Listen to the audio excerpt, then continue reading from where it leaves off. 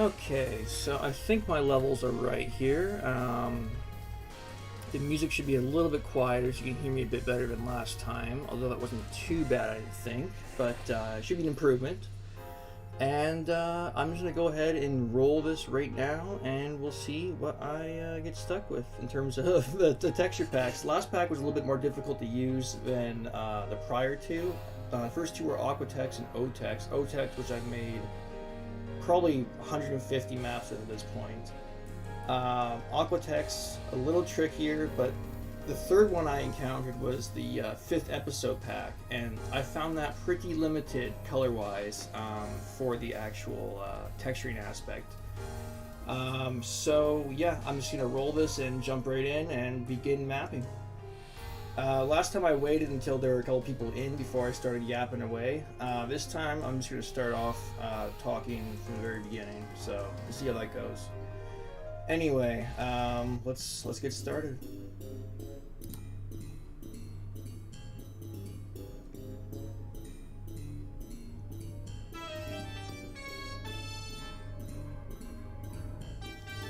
Okay, I can't believe out of 40 things I got the exact same texture pack twice. So I'm going to do myself a favor and actually re-roll that, because that's ridiculous. That's such a slim chance of that happening. I can't even believe it. So yeah, I'm going to go one more time here. Ridiculous.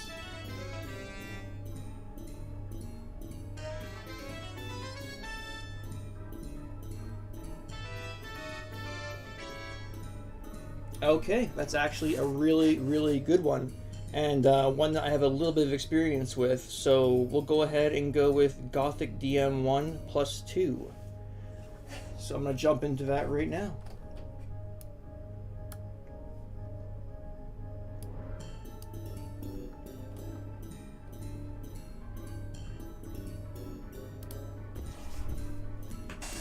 Okay, so what's going to happen here real quick is I have a resource pack already set, ready to go, but I'm just going to drop into my existing setup here. Okay, there we go. Should get a see Slade 3 now. And this right here is just the sounds I consistently use, the M Doom replacement, so I don't get the Doom 2 M Doom all the time. My End Doom little graphic I use, the Capo Demon. Decorate code for the railgun itself, and a blank map, just so I can go ahead and open that in UDB a little bit faster here. So I'm just going to open up Gothic 1 and 2 right now, and then I'll pack that in and get started.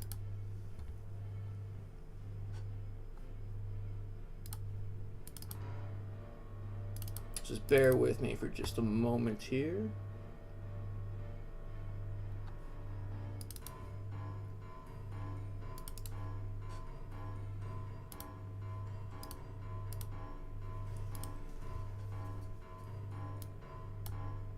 Okay, so I've got Gothic text open. You should be able to see that in the tab there. And I'm just going to go ahead and copy and paste my contents of my resource wad right into this.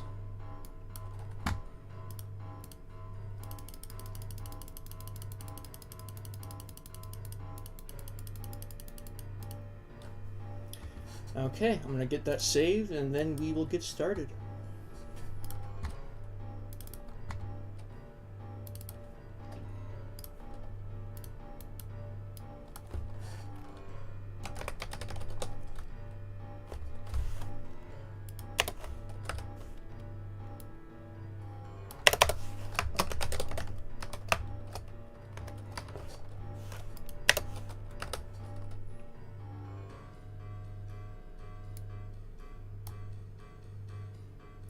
Okay, that should do it. Alright, so now I'm going to pop into UDB real quick, and I will begin mapping. Well, you know, Gothic's pretty predictable in terms of what you're going to get. It's going to be something hellish or dungeony, something like that. Castle, crypt, graveyard, some hellish domain, something like that. Something will pop out that I want to do in a few minutes here when I start getting in and feeling things out a bit. It's been a little while since I've used this, but hasn't been too long.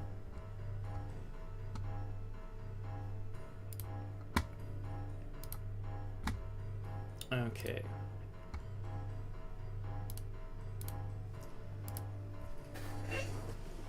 Okay, so I've got UDB open, and I just gotta load the existing texture pack I just set up there. Hopefully Slate 3 is off the screen now. Let me just double check. Yep, we are good to go. Okay.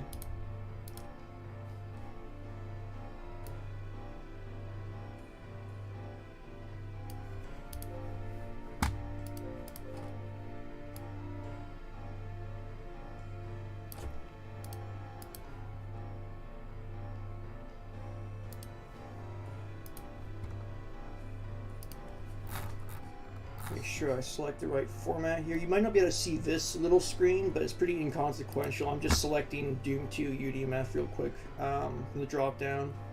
I find it's a little tricky to try to manage every single one of the dozen or so subscreens that UDB has. So just bear with me for a moment here.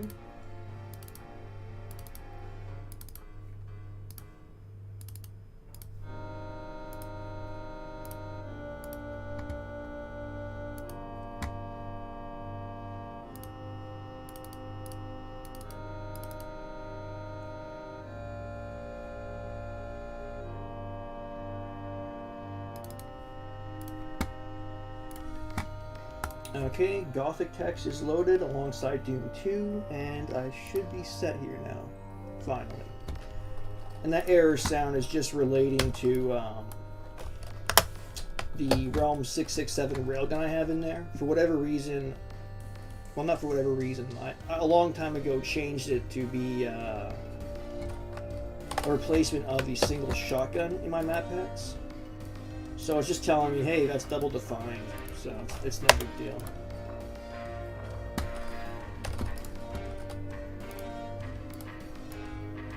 Okay, so like with anything that I typically do here, I've got no idea what I'm starting off with. I'm just going to start throwing down lines, and hopefully something evolves out of that.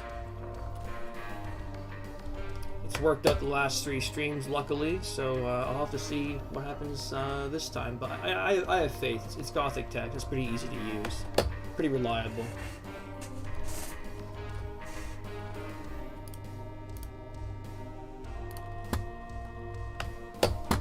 Okay.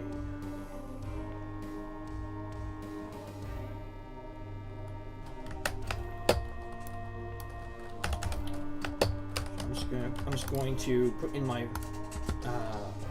placeholder textures real quick here. There you go, seal 5_1 for both ceiling and roof. I find the black helps everything else stand out against it easier.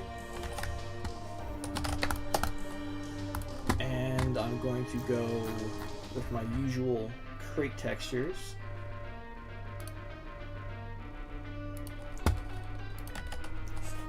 I find they are great in helping me measure, textures out, because they're perfect 64x64 squares. So for placeholders, they work great.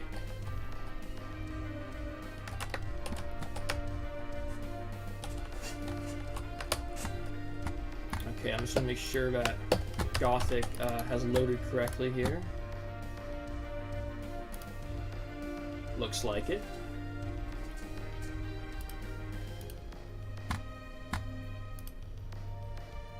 Okay, nice thing about Gothic is that it has quite a few flats, all things considered. I find a lot of these texture packs look great and all, but just don't have too many flats sitting around. Aquatex, when we looked at last time, had about maybe 40, 35, 40. And 5th episode, I would say we were lucky if we had 20 flats to deal with. Now, it doesn't make too much difference in the UDMF, of course, which is part of the reason why I picked UDMF as the format I wanted to use. I mainly chose it because I can throw flats and textures on walls, and that allows me a lot more versatility with, say, a much smaller texture pack, and that was indeed what I got dealt in terms of the random selection. So As of most of my maps, I tend to try to throw down the geometry first, worry about the texturing later, and usually a theme or some kind of idea starts to emerge once I start getting some lines down. So I won't be worrying about this just yet. I'll just be sticking to my placeholder textures for the time being, but I'm just going to start drawing and see what happens. Like I said, there's a lot of wood, a lot of brick, a lot of black, a lot of gray, some brown, some hellish stuff like lava, blood. So that's kind of what I'm dealing with here, most likely is some kind of hellish scenario. So I'm just going to likely turn this into a bit more of an organic shape here. Because I'm kind of feeling an outdoors area. Last couple maps, or pardon me, all three of the last maps were very tech-based oriented, and there wasn't much outdoor area. So I'm going to change that a little bit with this map and try to get some kind of outdoor hellish scene going on here.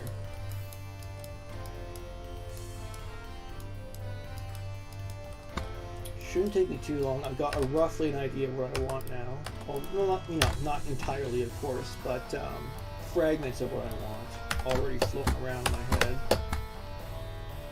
Kind of feeling like a castle keep, but that that could turn into anything as I go along. If I find something better along the way, But that's what my main central idea is right now. Some kind of black castle keep, drop some wood floors in, throw some lava up somewhere, that kind of deal. So we will see if that works out here.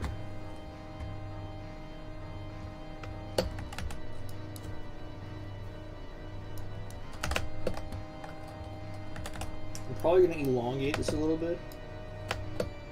Well, a lot of it, I guess. There we go. And then I'm going to want the keep likely pressed up against some kind of natural rock wall. So what I'm going to do here is probably drop all these vertices. And then go up to 64U and lock them onto the grid. So this down here will be the more organic rocky region, and then I'm going to incorporate some kind of structure here.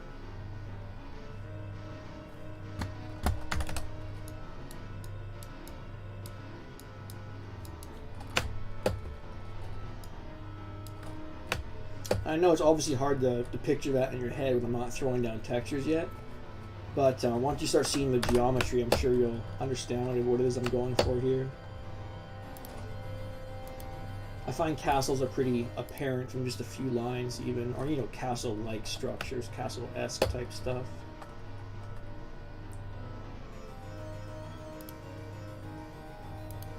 Just start off with a nice basic foundation here.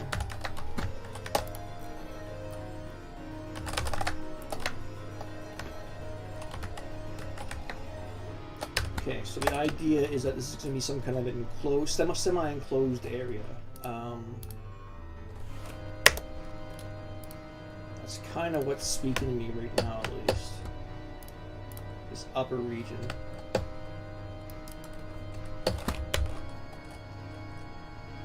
As much as I like the curve tool, I'm going to try to avoid using that as much as I typically do for tech bases, that kind of thing. Of course, we're dealing with hell. We're dealing with something more abstract, more natural. I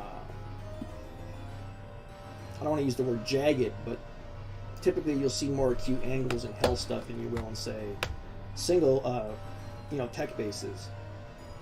A good example of that would actually be map 1 of Sigil by Romero there. So you see tons of acute angles in that, lots of sharpness. Now, I might not go that far, but I certainly will try to calm down my curves a little bit.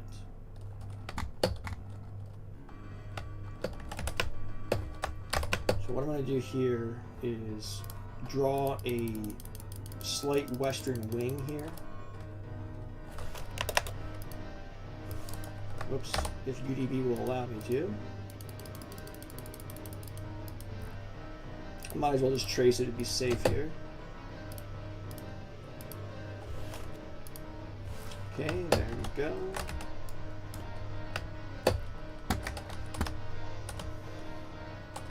Now the idea here, and this might be, it might be a bit too big.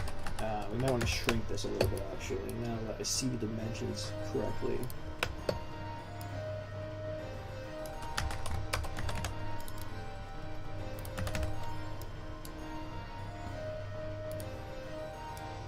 That's probably a bit better. Okay.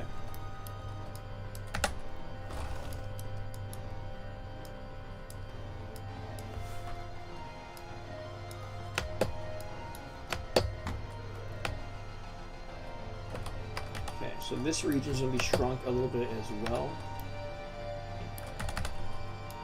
Now keep in mind, things are going to look messy as I figure things out here, because I'm just dropping lines, hoping for the best essentially. And then once I get what I think is going to work, then I refine. It's just how I do things typically.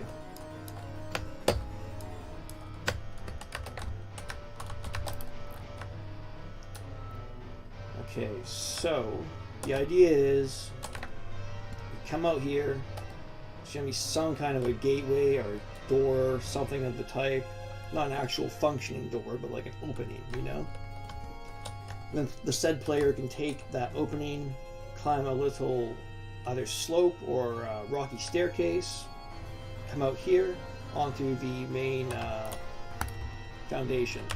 Now it's not going to be, the idea is that the player can still lunge over if need be.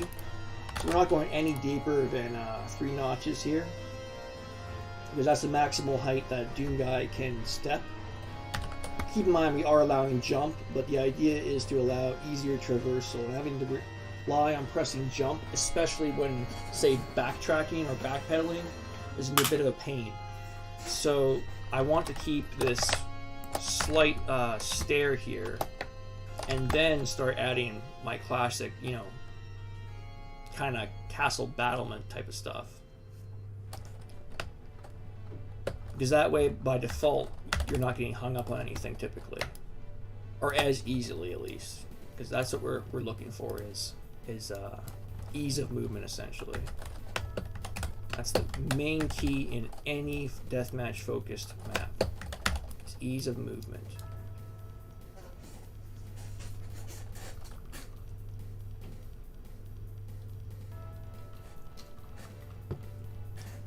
So while you may just be able to press jump to lunge over something, do we necessarily want that? Do we want an extra action required to do something as simple as going up a stair, essentially? No, we don't.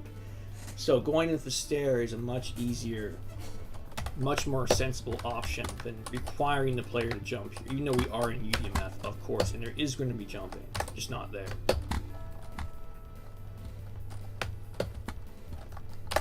I'm just going to rough this area in here real quick. Now this won't be the only way up to this castle area, because that would be a little goofy to just rely on one entryway to such a large area, right? So I will probably add an eastern wing that also has a staircase that goes up. But we will have to see what happens. Like with anything I do. So this doorway is man-made, obviously, or, you know, artificial versus the rocky area. So I snapped the grid there, of course.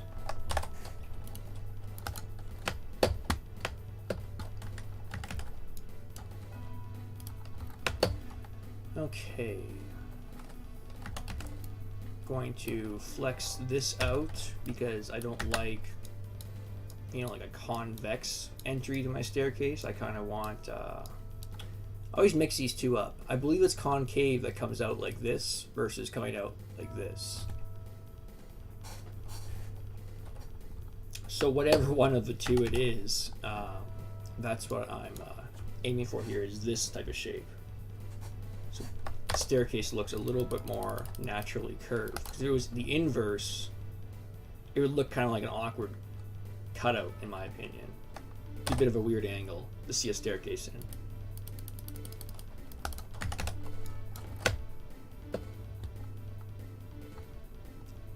Okay. So I'm going to want some kind of roof or covering for the top of this. There we go. Here is the artificial doorway I was mentioning. Oh, hey Zap, how are you? Good to see you here. Welcome to the stream. I'm just roughing in some geometry right now, but typically I don't have a hard limit on anything I do. If I feel something's working, I feel it's working, I just go with it. But with this particular map, we're probably not going much larger than, say, this main central area plus a wing or two up to said foundation here at the castle, or whatever this ends up being. Keep in mind, I am using Gothic Deathmatch textures. That's what I ended up with. Actually, funnily enough, the exact pack I used yesterday, I ended up rolling first today. And I just decided, no, I'm not doing the same thing twice in a row. That's not to say I might not do 5th episode ever again. I'm certainly not doing it 2 times in a row. So I rolled again, and I ended up with Gothic Deathmatch 2 and 1. So that is what I'm working with here. So we're probably going to see something hell-like. That's what I anticipate, at least, because that's the easiest thing to go with this pack. So, and yeah, you don't blame me. Yeah, no, it would be rough to have to go all the way back and essentially play the exact same thing I used yesterday. You know, I think that'd be a little bit boring, at least for people to see again. You know, the few people that I have coming to my streams at the moment, you know. I'm very much just beginning doing this, you know, so I take exactly what I get. But so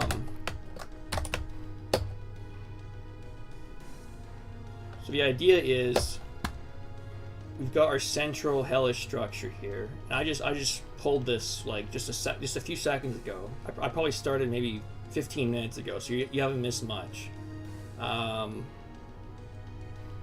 course, of any centralized deathmatch area like this area here, you're obviously not going to want just the one path leading there, because all that's going to happen is you're going to have a guy camping right here watching said doorway, and that's just not desirable, obviously, in terms of fair play. So I'm probably going to have a second path here, and perhaps even a staircase or two up to the top of the foundation from here. So it might not end up looking completely castle-like, but it'll have, I don't know, castle DNA, I guess you could say. Like I said, I don't like to get stuck too hard on, hey, I'm doing this, I'm going to make this, I want to make X, I want to make Z. I just let things happen, essentially. I know roughly what's possible with whatever texture pack I'm using, and I just start. Which a lot of people aren't typically going to do things that way. A lot of people, I find, have some type of plan or path that they already anticipate they're going to go down when they're making the map. Me, I am the exact opposite. Essentially what I do is just freestyle line work until I see something start to emerge, and then I refine what I see, if that makes any sense. But no, it's certainly good to see you here. My streams typically last, I don't know, between 3.5 to 4 hours. I might go a little bit further today if I am in a bigger mapping mood. We'll have to see.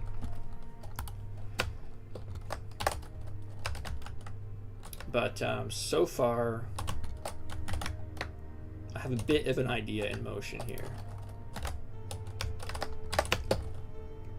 Obviously, when dealing with hell, or dealing with something stone-based, or dungeon-y, or keep-like, you're going to be dealing with a lot of natural lines and organic lines versus stuff strictly stuck to grid. So a lot of the stuff that's stuck to grid here, like this doorway, this foundation for the wall here, A lot of that is going to be stuck to grid, of course, because I want to emphasize that it's artificial or human-made, right?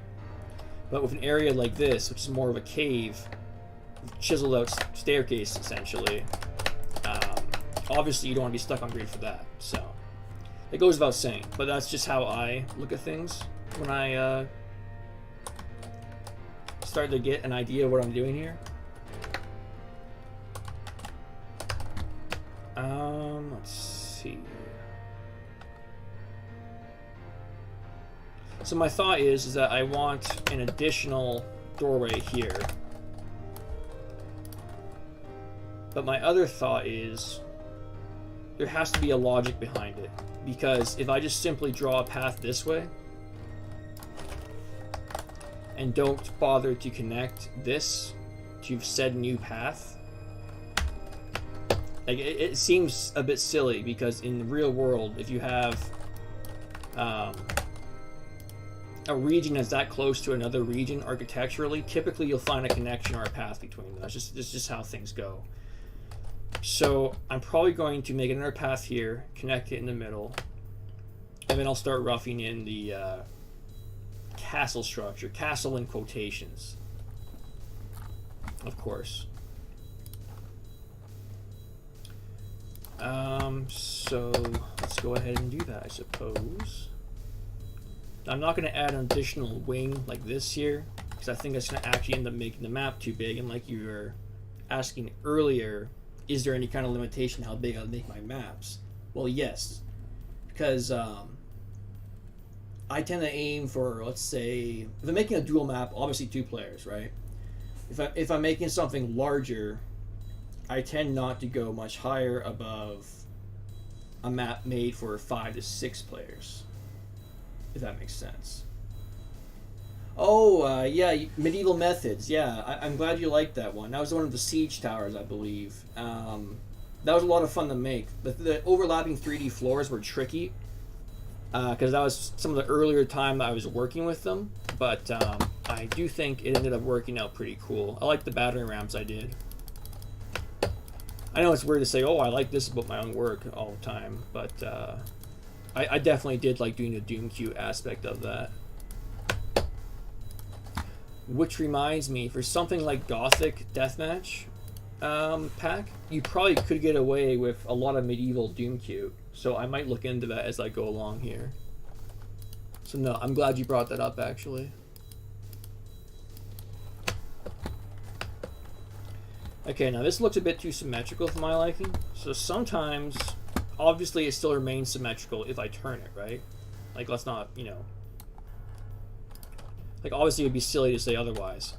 But sometimes when you flip something on its axis, it looks a little more...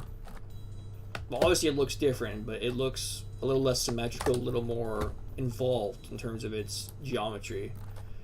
I do that sometimes when I can't think of how I want to connect something, or I can't think of where I want to proceed next with the map. I'll flip it on its axis so that I can get an idea, take a different perspective, you know what I mean? And of course, if I don't like that, it's as easy as selecting everything, pressing E, and turning it again, so no harm, no foul. Okay, I'm kind of feeling a little bit of a lava pit here or something. Because I'm going to keep this flush with this over here. These are going to be the same height, of course. Because if a person was building this, and I don't always stick to like what would work in the real world, of course, right? Because then you're going to be stuck with very boring geometry, in my opinion. Nothing wrong with Doom2, nothing wrong with real world locations. But you don't want to get stuck in that. Because you're making a level for a sci-fi fantasy game, right? You're not making a level for a real-world scenario necessarily, unless you are. In which case, go ahead. But with Deathmatch, I find the more abstract, less realistic environments tend to work a bit better. Which, speaking of your map that you completed earlier today, Zap. That's a good example of a bit more abstract of design, which is what I do, of course. It's the same thing I do. What I mean by that is that location while using all kinds of real world properties like wood and stone and rock and all that, it's unlikely you would see such a location in real life, is what I'm saying. So I find that actually works better for deathmatch than say, oh, I'm gonna make I don't know, a skyscraper, or I'm gonna make a brick house, or I'm gonna make, you know, a sewer system. I find all that limits you severely. Like, you can have a sewer-like entity in the sense that you use slime, you use moss-covered rocks, you're underground, such and such. But to stick to a strict, like, realistic sewer system, that would put you in a bit of a bind, I think, creatively. Oh, yeah, very true, you say. Okay, good. So I'm on the right path here, good. Yeah, so going back to your map again, while it does use a lot of real-world properties, a lot of real-world items, like I said, wood, stone, rock, so forth, it's highly unlikely you would see that environment in real life, which is what we should be doing. We're making a fantastical environment for a game mode that does not exist in reality, right? So there's no need to constrain ourselves to those kind of expectations, is what I'm saying. I find when people first start off in deathmatch, that's kind of an inclination, is to work with what you know, which, of course, being humans, we're going to work with what we know in terms of real architecture, right?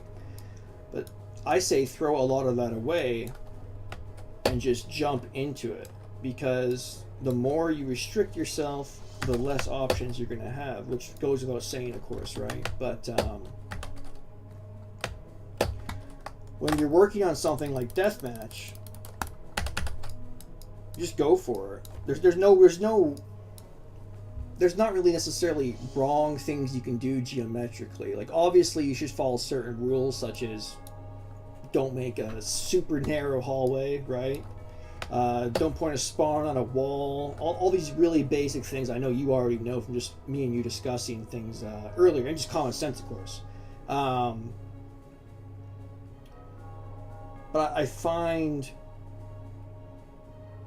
the less limits you place, the more you can do, and you don't have to worry about meeting up with your prior expectations or your prior plan, which is kind of why I embrace a bit of a freestyle style, I guess you could say. Okay, so here we go. What we're gonna have here, and I don't often just put all my textures down, of course, but I am gonna drop some lava here.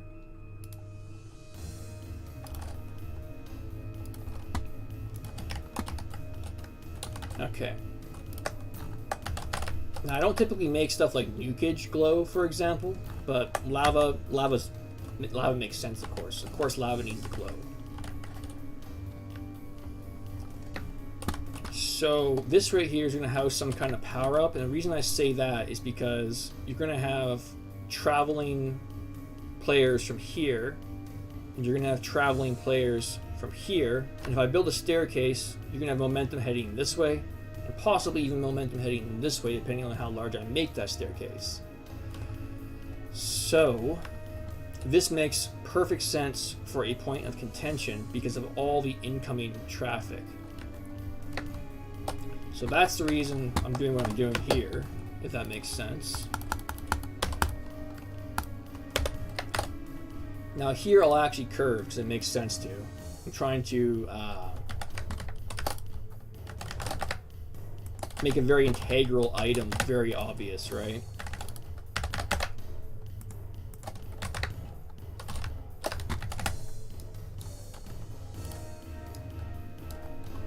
And you'll notice going through any of my maps, which I know you have at this point because you mentioned the Frantic 3 level, you'll notice I love to place supercharges.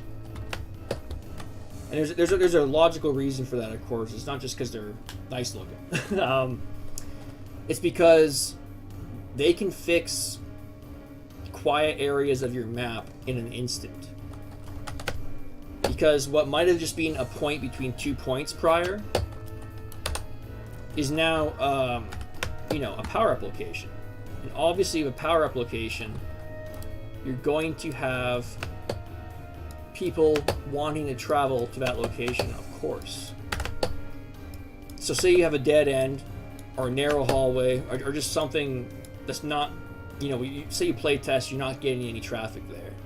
Well, drop an armor, drop a plasma gun, drop a rail gun, drop a soul sphere, and that's like fixed instantaneously. It's I find if people come from playing single player mostly, or designing for single player mostly, they're a little bit put off, a little bit nervous of using power-ups. Me, I use power-ups fairly liberally, and what I mean by that is you'll see a supercharge here, but you may also see an armor here, right over where my mouse cursor is. And that's because they balance each other. 100 armor is slightly better than 100 health in terms of actual damage prevention. But what they do is they equalize movement between this area and this area. So you don't just have people flowing to the supercharge or just flowing to the armor or vice versa. You have an equal distribution because of the equidistant property. They're essentially, if you put something here in the middle, like let's say you drop, well, this is the high location, so I probably will drop a railgun here. But that railgun serves to also balance the distance between the green armor and the supercharge power-up. Oh, you've been reading about that. Good, yeah. So, balancing is the trickiest part. You're not going to learn balancing necessarily unless you're playing deathmatch consistently. And what I mean by that is, sure, you can place items almost mathematically, like I was just talking about, in terms of distance equaling distance, whatever.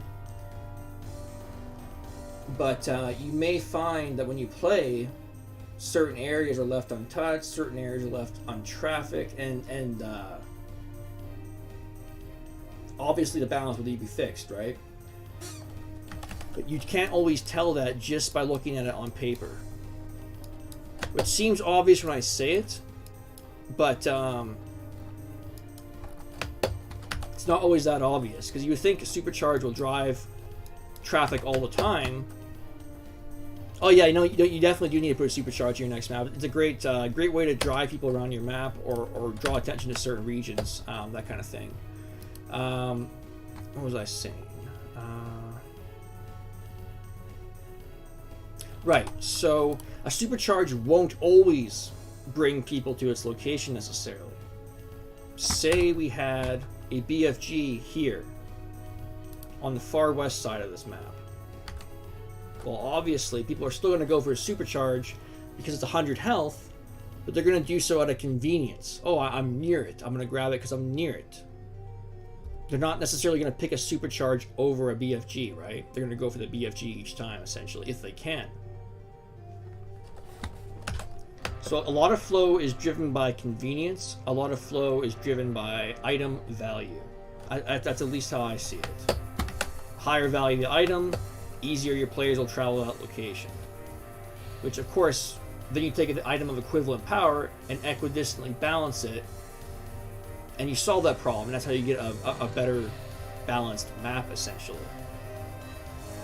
Of course, that kind of stuff isn't understood in single player, because there's no need for that in single player, right? There's nobody else competing for the same resources. It's not like the monsters are going around picking up power-ups. Whereas when you're playing against real human beings, obviously that's a real threat. And power-up control is very, very important in deathmatch, as I'm sure you understand already. So yeah, I do tend to ramble quite a bit here, but I could talk about this kind of stuff for hours, which I guess makes sense of why I'm doing this stream. But I gotta stay a little bit focused here and keep throwing down lines. Let's just see for a second here. So this region is going to have a roof on it, like I already have here. And part of that reason is because it's a height advantage location over the rest of the map. Railgun, chain gun, all that is going to be very useful at this height. So to help people from, to discourage people from wanting to camp there, I put a somewhat lower roof so that if I'm down here with a rocket launcher and I hit said roof, I can still splash the camping player, the sniping player. Now you're not always going to see that in conventional deathmatch, but all my stuff recently uses a railgun, which is why I have to compensate for that a little bit in my design. Yeah, when in doubt, like, drop a power up. If you got a superfluous region in your map and nobody goes down, drop a power up. Guaranteed that location will no longer be ignored. Now, of course, don't go dropping megaspheres willy-nilly, as I shouldn't have to say. You already know that, of course. Supercharge, the occasional blue armor, Berserk if you're inclined to do so. I don't typically put a lot of Berserk down. Because I do know that a lot of people use auto switch. I don't. I have hotkeys for each of my weapons and no auto switch. But a lot of people do actually still use auto switch. So you don't want to be switching to your fist, in the middle of a firefight, obviously, right? If you need 100 health. So a supercharge is always superior to a Berserk in terms of placement for deathmatch. Of course, in single player design, you're not going to think that, right? You're going to think, oh, I'm going to have the higher powered fists plus 100 health. Well, in deathmatch, that's not necessarily advantageous to have the higher powered fist, of course, right? So it's just little things like that that you think would be sensible, like, oh, supercharge, Berserk, what's the difference? Well, there is a difference in how things play out. Granted, if you're doing a lot of deathmatch, you really shouldn't be having auto switch on. You should have individual hotkeys for each of your primary weapons, in my opinion. Just allows for easier access, easier switching. But a lot of players do still use auto switch. And Berserk can get you in trouble for sure with that.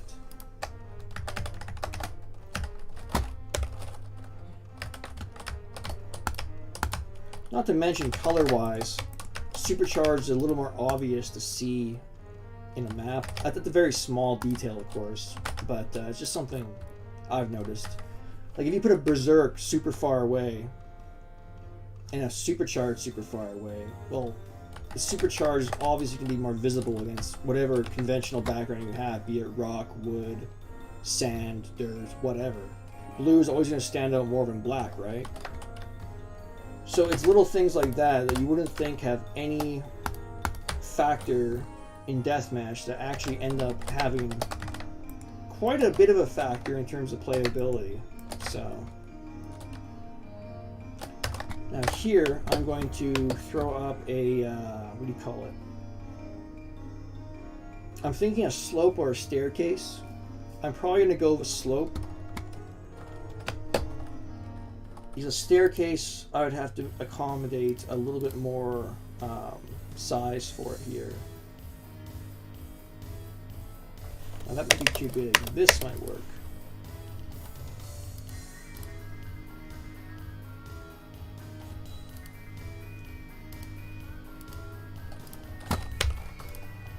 And I'm going to go ahead and curve those because curved slopes actually look really nice, in my opinion.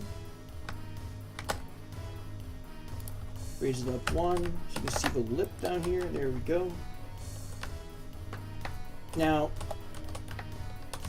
another good location for a power-up would be if I cut a little cylinder out of this slope, raised it, and dropped an armor.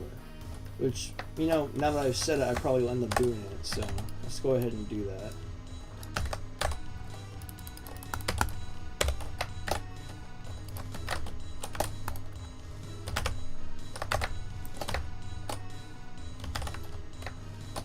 So let me just put that armor down so I don't forget.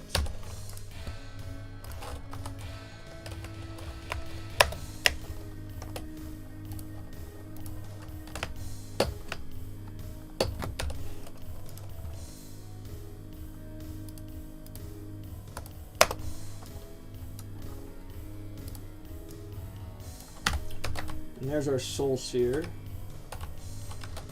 Now those seem relatively close, but if you have a player in your way or anywhere near you, well, you're going to have half your dang armor gone by the time you grab the supercharge, or vice versa. Because keep in mind, and in single player you're not going to realize just how much damage the super shotty does, but you can do, like, I think on some lucky rolls, over 200 damage with the super shotgun if all pellets hit. So that might seem like conventionally a pretty close location for 2 power-ups to be in. It's really not. Because like I said, the weapons in Doom do so much damage that unless you're just completely untouched or lucky, you're going to have a lot of that power-up you picked up gone before you pick up the next one. So while it's important to balance things distance-wise, what you think might be important might not be as important in the long run of things, in terms of balancing. Okay, so I'm starting to get an idea of what I want here. I'm going to drop some skylights in.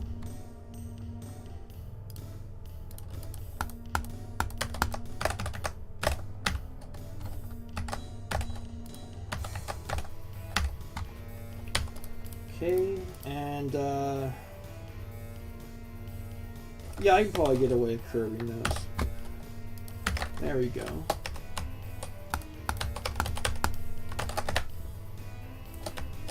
Well, I guess not skylights, I guess whatever you want to call these. Cylindrical lights, array lights, whatever. Regardless, I'm going to use the mirror geometry to act as a little lava receptacle to add just a little bit more color here, because we're going to be focused on black and gray and possibly brown. So whatever little slap of color we can get going, we should try to get going.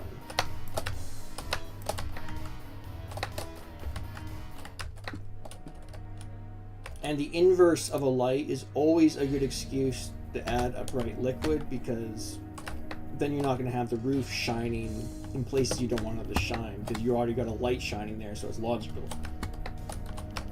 I always try to reuse geometry whenever I can, because this is, of course, the inverse of this, right? I don't have to draw anything new.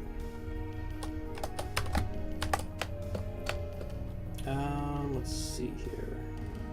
Oh, I got a good idea. This just popped into my head.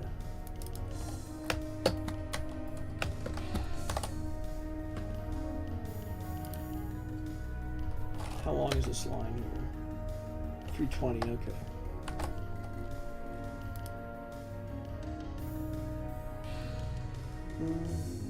There we go.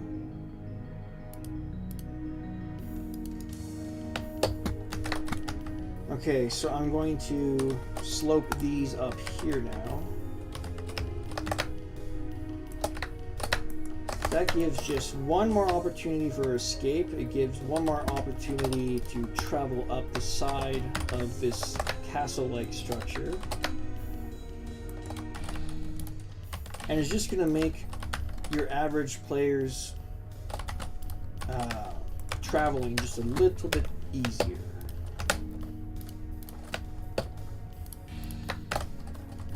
Curve these. So I think it's going to look nice. Oh, I think I did the inverse on that one.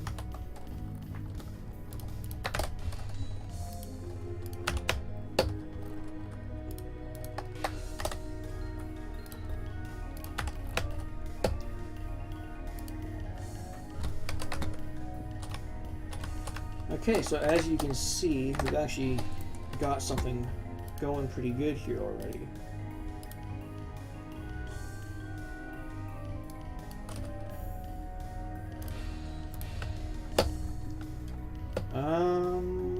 What do we need next? I try not to think too long about each decision I make, because the quicker I flow along with this, the quicker I'll end up noticing mistakes, the quicker I can refine things. If I'm stuck there contemplating every single individual little question, like should I move this vertice, should I do this, should I do that, well, you're doing a whole lot of nothing. You know what I mean? So, if I get hung up on an area, I'm jumping to the next. And I might come back to that later. So it does nobody any good to overthink. Even when it comes to something creative like designing a level, like overthinking does not help anybody. You should be trying to embrace your intuition a little bit. Not to get too deep into it, but you should be feeling things out as you go, essentially, instead of trying to plan every possible variable. Now here, I just had the idea that if I raise this, not too high though, because I want to be able to make people be able to connect from here to here still. I'm thinking of dropping a teleporter here. What that'll do is, when a player accesses it from either here or here, that leftward momentum, if I set up a no-stop teleporter, will continue here without any interruption whatsoever.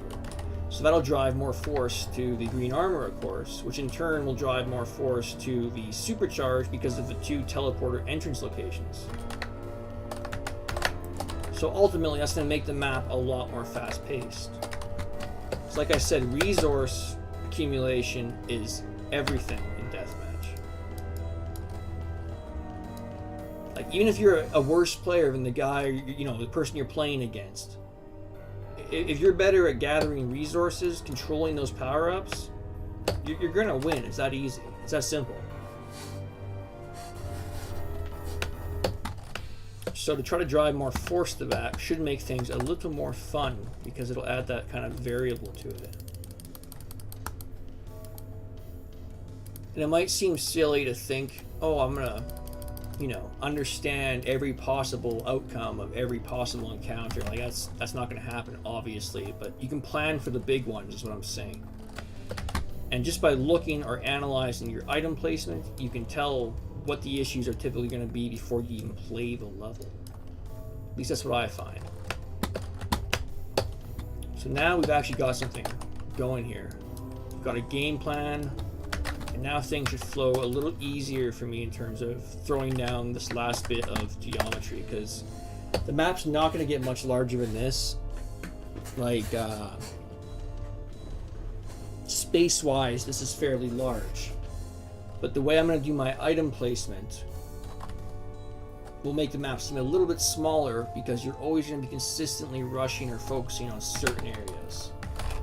So when I do that, emphasize certain locations via power-ups or good guns, then a large map like this, which is nice and open, is going to seem quite a bit smaller. And I'm going to put a roof on this again, because I don't want people abusing this upper height and just sitting there all day with a chain gun, a single shotty, or a railgun. Well, not single shot. I don't single shotties in my maps. I have a railgun instead. But you still don't want someone sitting out there biding their time, sniping all day. So while that's fun for the person doing so, it's obviously not fun for those that are getting sniped. I'm not saying limit yourself to certain gameplay aspects just because they're not going to be fun for everybody, because sometimes a power fantasy or sometimes being overpowered is fun, obviously, right? So you got to balance that kind of thing with your conventional balance, or you end up having a thematically lopsided map in the sense that you're going to have one player consistently more powerful than the others. Which is also where spawns come in, because then you got to, you know, not measure your spawn distances, but make sure you understand where each one is in relation to the other. Like you could theoretically do a chain gun spawn in a map that's this open, because it would actually be pretty useful in this level, not gonna lie to you. But you put said chain gun spawn anywhere within sightline of a railgun, or anywhere within sightline, or anything anywhere within recent or decent distance of a super shotgun, well, that chain gun's gonna lose every single time. Yeah, the idea that Doom's weapons are perfectly balanced is just not true, especially in multiplayer. Because while a chain gun would certainly be useful in a map that has sightlines this long, well, obviously if you put it near a railgun, that ain't gonna work out, right? So that's kind of where I'm getting at here, is not just, oh, X spawn is distant enough from Y spawn. That's not always good enough. Obviously it depends on the weapon as well, right? Which is why when you had mentioned Zap the earlier yesterday, I believe it was, about placing a single shoddy spawn where a lot of the others were super shoddy spawns. Well, that's just not going to end up working out well most of the time for that player, right? Because it's just going to end up with them getting rushed by a super shotgun player every time. Or not every time, but enough times that you're going to realize, hey, I got the single shoddy spawn again. Oh, look, I died again. You know what I mean? Or same if you have a smaller map, like a more constrained tech-based location, that you give a guy a chain gun spawn in. Well, that's just not going to work out. Because a super shotgun will always outperform a chain gun in a confined space, or in a tight distance. Chain gun is more of a gun that you switch to when you're at an appropriate distance and you see a player. It's not something you want to make primarily offensive.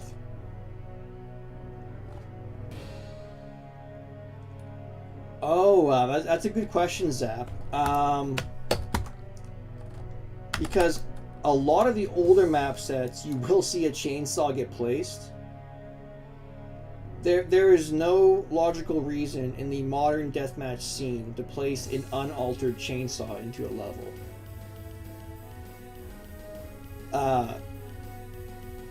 Depending on who you're playing someone totally new to the game, you could probably get a chainsaw kill in and that would be satisfying because, hey, I got a chainsaw kill. Those don't happen often. That's fun, right? But against any kind of conventionally good player, any kind of player that has any experience at all, you will lose with a chainsaw every single time. Every single time. Unless you're like super lucky and the guy has, 10 health. But that's such a gamble, of course, because you have no way of knowing that, right? So while it's satisfying and fun to get kind of a goofy kill like that with a chainsaw, for example,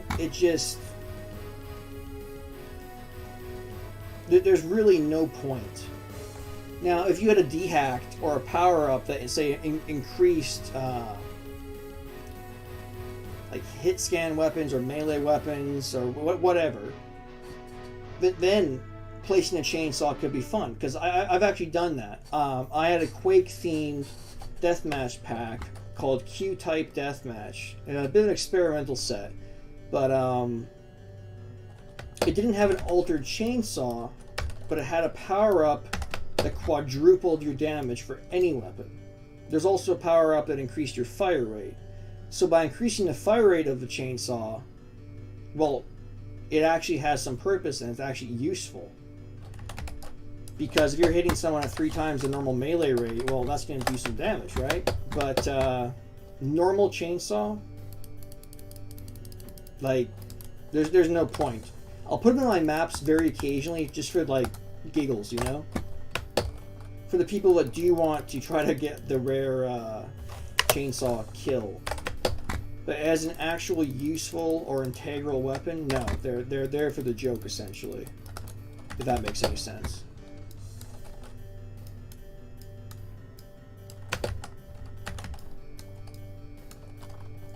But yeah, some kind of DEH or some kind of power up or anything that would alter said chainsaw's values, go for it. That would actually be a lot of fun.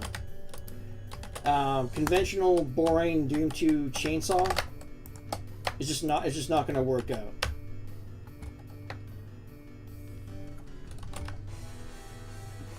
Well, it's not going to work out. Let's say, I don't know, 9 out of 10 times. Yeah, exactly. In bourgeois or whatever, I can't remember how it's pronounced. Bourgeois, yeah. The double-bladed chainsaw, I believe, does double damage logically. So that in itself is totally fine because that serves some use, you know. So I think what I think it was Razgriz, Decay, and Doomkit that made that set. Decay primarily, but anyway, yeah, that makes logical sense, and it actually makes the chainsaw an actual opposing force instead of just a joke, you know? And that's kind of how it's viewed partially within single player too. Because if you give me the choice between a chainsaw and Berserk, well, every single time I'm taking that Berserk, right? Makes sense? Okay, good, yeah. I didn't know I was rambling too much there, but like I said, I go into detail on balancing for ages, essentially, because there's just so much to talk about. Each map is going to have a different philosophy behind it for its balancing, because what will work in some geometry or some locations just simply won't work in others, right? So it's essentially a different conversation every time you make a level, which is what makes it kind of difficult to pick up on at first. Your current map, though, what was I going to say? The balancing in your current map is good. Everything's at an appropriate distance. There's nothing goofy like BFG or chainsaw or even chain gun spawns. Little use of single shotty. Yeah, no, it all makes sense for what your level's geometry is.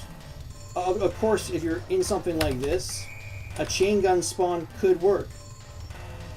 But a smaller level, on average, like the one that you had made prior, the day or today, whatever, a chain gun spawn is just not going to help anybody out.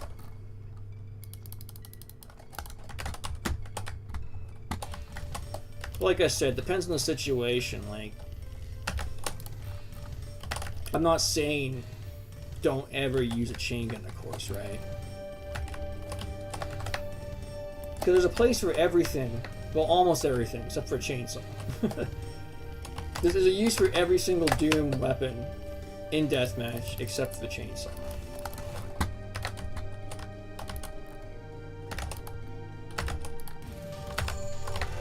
So I'm just trying to throw up a staircase here.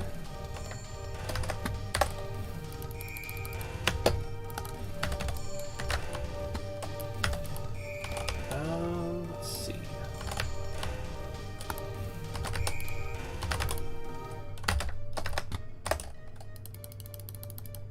Okay, so that should do pretty well here.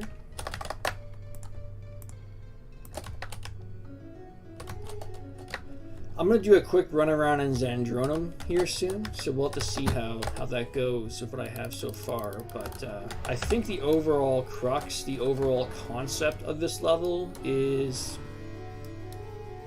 working out so far.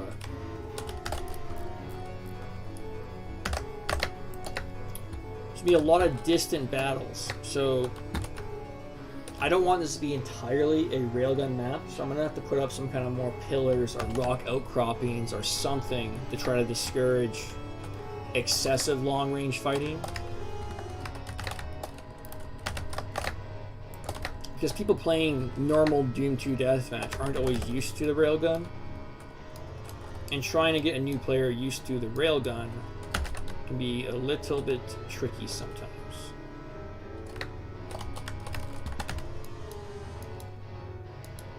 You know, being that it's not conventionally in classic Doom, right? So it's like a learning experience if you encounter it for the first time.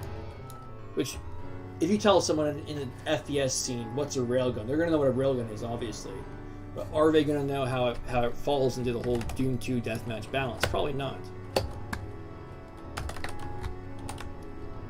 So that's why I'm trying to accommodate that possible factor by just putting a little bit of stuff in the way. Like here, we're going to have kind of a rock, like a stalagmite, stalactite, whatever it is, coming out of the ground here.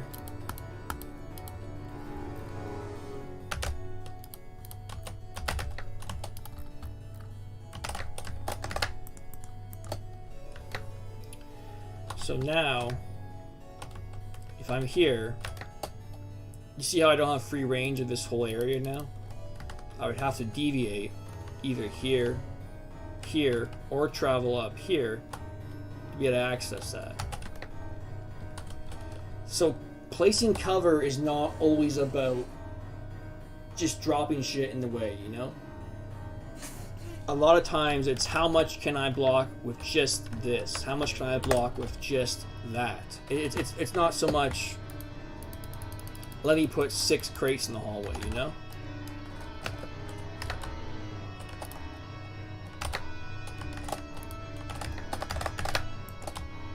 Now here could be fun to jump from here to here, or from here to here. So what I'll probably do is I'm going to raise a bit of a rock area here, but I'm going to only raise it to the extent that Doom Guy can still run over it if he wants to. But if you're player A down here, that's pretty good cover. That's pretty decent cover. But you can still hit it as a round.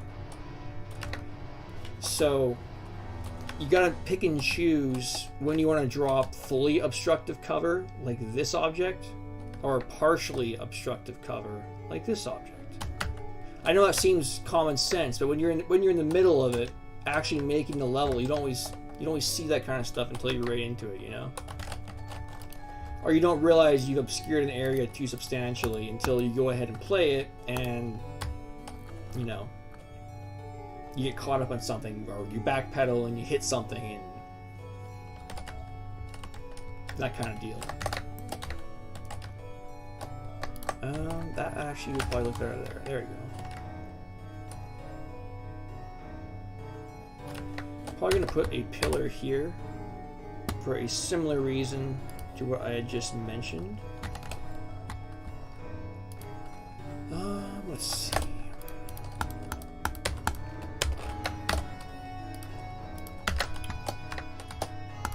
Okay.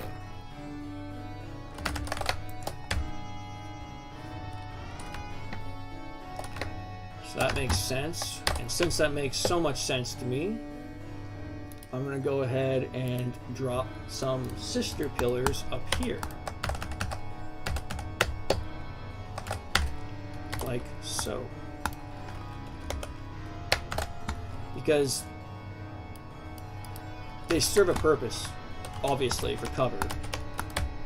But they also serve a purpose, logically, for level construction. So obviously you don't got a massive rock outcropping up here with no support. Now you got the pillars, of course. So it's all about finding dual purposes in deathmatch. Like single player, if you need to make a path, you make a path. In deathmatch, it's not always the best option or the easiest option necessarily. It's hard to explain. But as you go into it, you'll or you know, once you end up making more levels for that pack you're working on there, Zap, you will pick up on the more nuanced type stuff, of course. So, like I said, deathmatch is very intuition based. You'll get a feel for things the more you go along. It's not like single player where, hey, a Cacodemon's gonna behave the same way every single time. You're gonna be playing real people that behave like real people. Which is why deathmatch is tricky to map for if you've never mapped for it before. because you're mapping solely for how human beings think. Whereas in single player, you're trying to accommodate pre-coded monsters, which all follow the same attack principles or AI, right? A cacademon's not all of a sudden going to magnetize to the ground and attack you on the ground. And it's going to float around, of course, right? Firing a single projectile and going from A to B, B where you're being. A real player, you don't get that luxury. You get stuck with whatever capabilities they have. And of course, some players are better than others. What I'm trying to get at here is that no two deathmatch scenarios are the same, even against the same player. Like, oh, I've played Bob before, Bob plays like this. Well, Bob isn't playing like that today. That changes everything.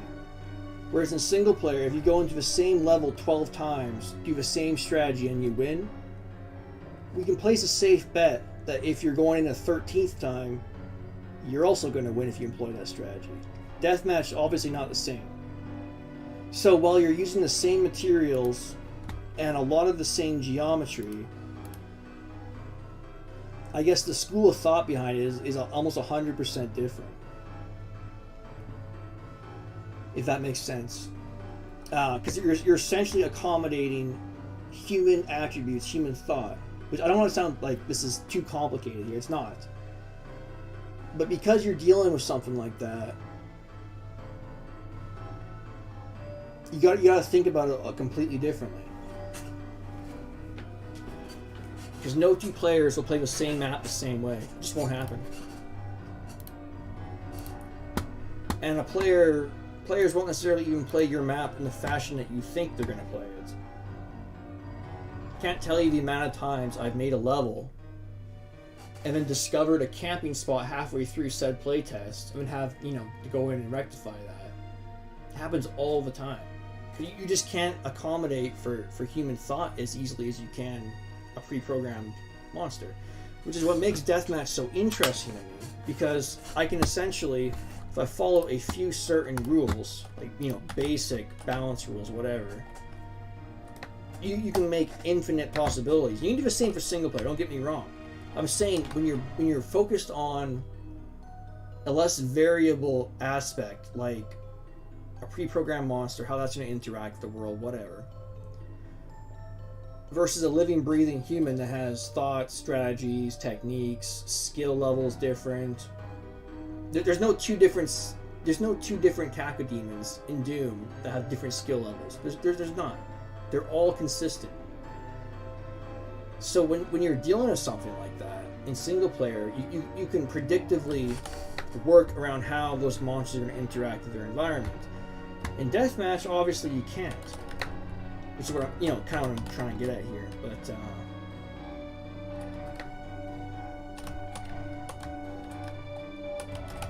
like, there's very few constants in deathmatch design versus single player design.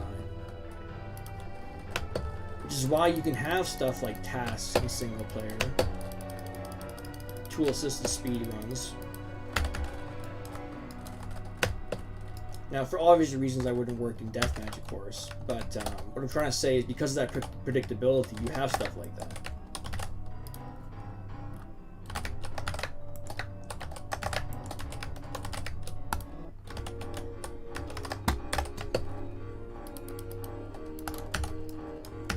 So right here, I'm trying to build some kind of minor obstruction.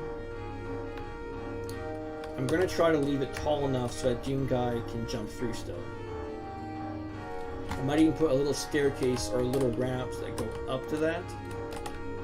Because that should serve for some good unpredictability. Because from here you won't be able to see the top of your player's head, the opposing player's head. And then poof, they pop out. Could be fun. Could be fun. So we're going to go ahead and try that, actually.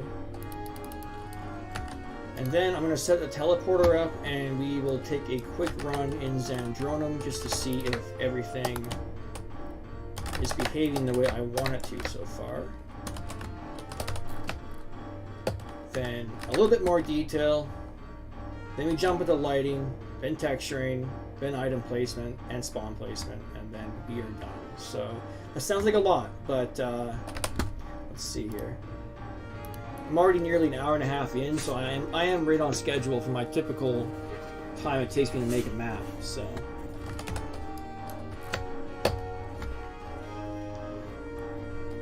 let's see here.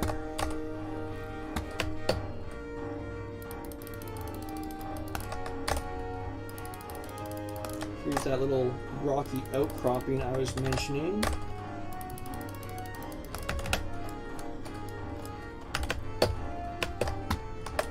This will serve to propel your players over or through this window structure.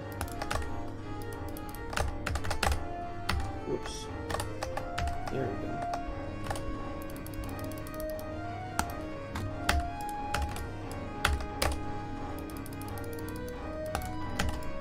Okay.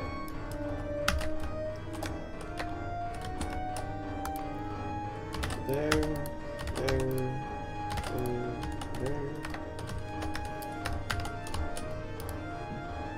Here, oops, here, there we go.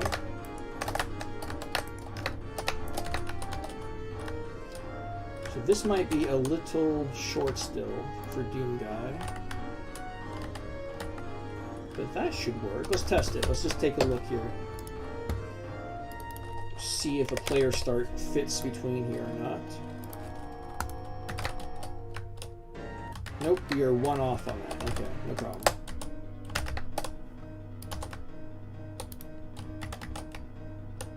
That will fit now. So let's see. Right out like that. Rate the pressure be armor, which will lower one so you can hit it from this side easier. Might even lower it too. Yeah, that's better actually. Okay.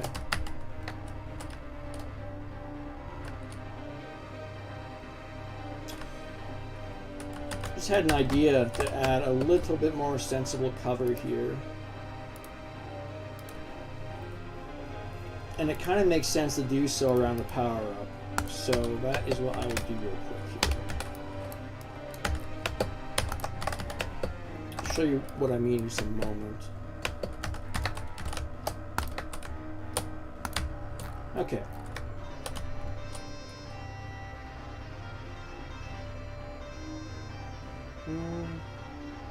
See, I want it so that it's high enough, but I don't want this to obscure movement. So, I might just try to get away with something. Let me try something.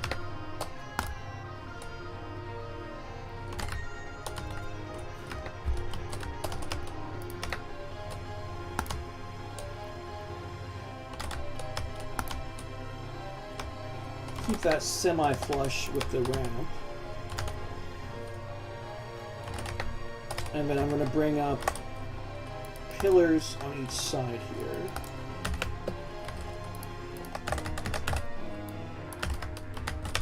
Okay.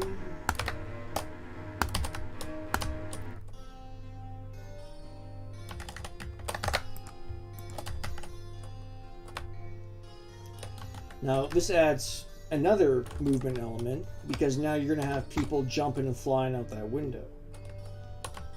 You'll see a lot of times with people that are newer to deathmatch design or people that are coming from single player, for example. Well, this would be an appealing place to put a mid-texture grate or a mid-texture bar or something, right? In this window structure. In deathmatch, why not just leave it open? That's an extra path. That's an extra movement option.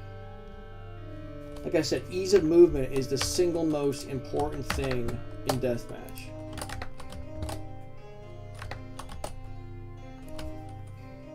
Because if I nail up those windows there, well, that's a whole extra element I could have had. That's gone. A whole extra path. And I'll show you that more when I jump into Xandro here after I finish this teleporter. What I mean by extra path.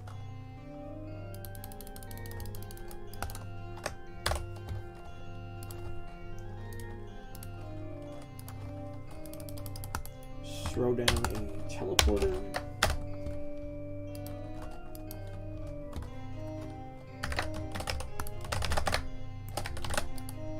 Okay. And drop some particle fountains just so I remember this is a functional teleporter. Probably go with red because we are doing something hellish after all. There we go. Drop a teleport destination. Oops.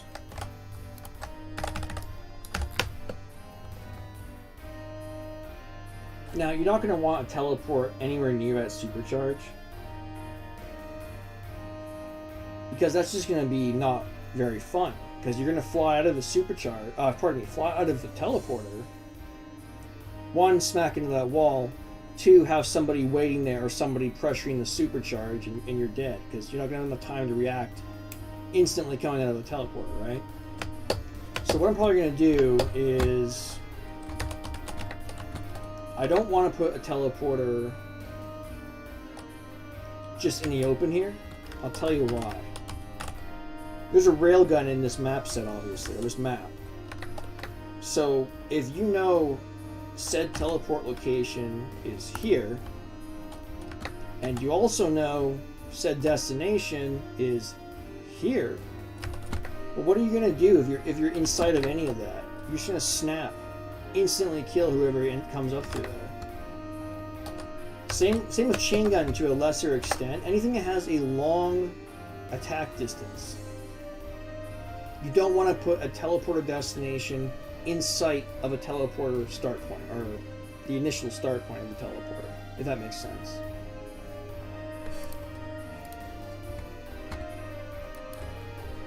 So, these poles do kind of obscure that a bit. They do serve some purpose in doing that. I might put up some kind of wall structure here.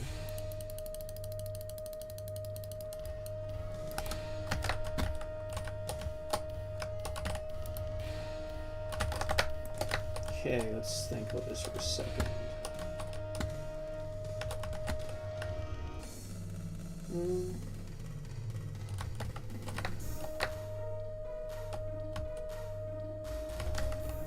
Trying to figure out if I should raise this slightly.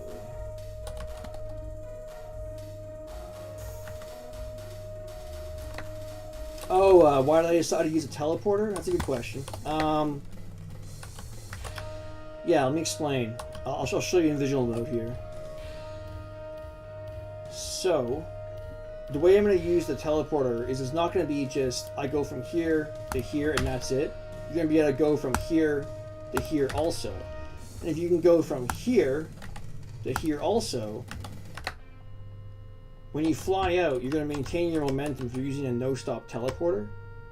So you're instantly going to pressure this green armor. So yeah, it does have something to do with the flow of the map. It'll allow easy traversal from this side of the map to that side of the map, of course. That's the main point. But it will also provide some type of contention for that power-up. And by forcing everybody to this central location on the map, well, you're gonna have a lot of conflict, a lot of excitement, a lot of contention, a lot of clashes, which is what you want in deathmatch. You want a goal of your motion, essentially. And by putting the teleporter on the west side, making it accessible from the east side, or, you know, I might even put it up here at some point, possibly. But I'm thinking over here. By doing that, you put pressure on this green armor. You drive traffic to the green armor. Because you're already going to have people driving this way, from whatever spawn I put up here, to a supercharge. You're already going to have people driving from whatever spawn I put here, you know, to the green armor. Or wherever, whatever ends up happening with my spawn placement, right? You want to drive and control motion to an extent. And by placing a motion incentive like a power-up centrally, well, you're going to have people feeding in from every possible path to that location. And by doing so, players are going to be able to find each other easy. Because they all have the same goal. I want that power-up. If they're all wanting the power-up, they're all going to the same place, obviously, right? So that drives your whole traffic.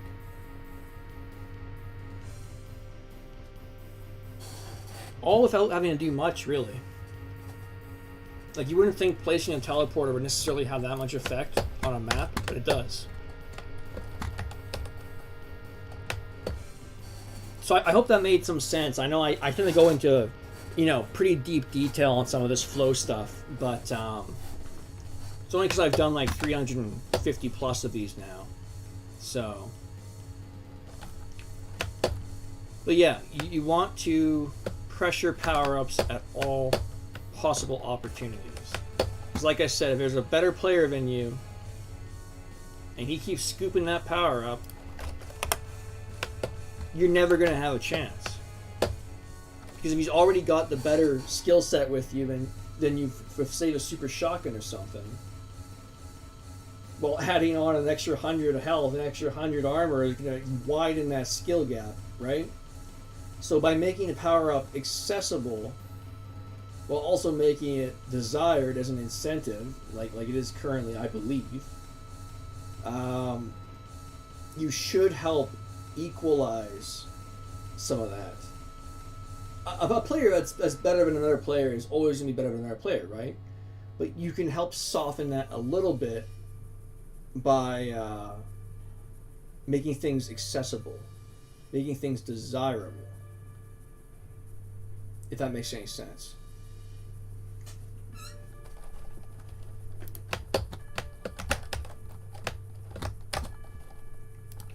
So I think I am going to put a teleporter destination here.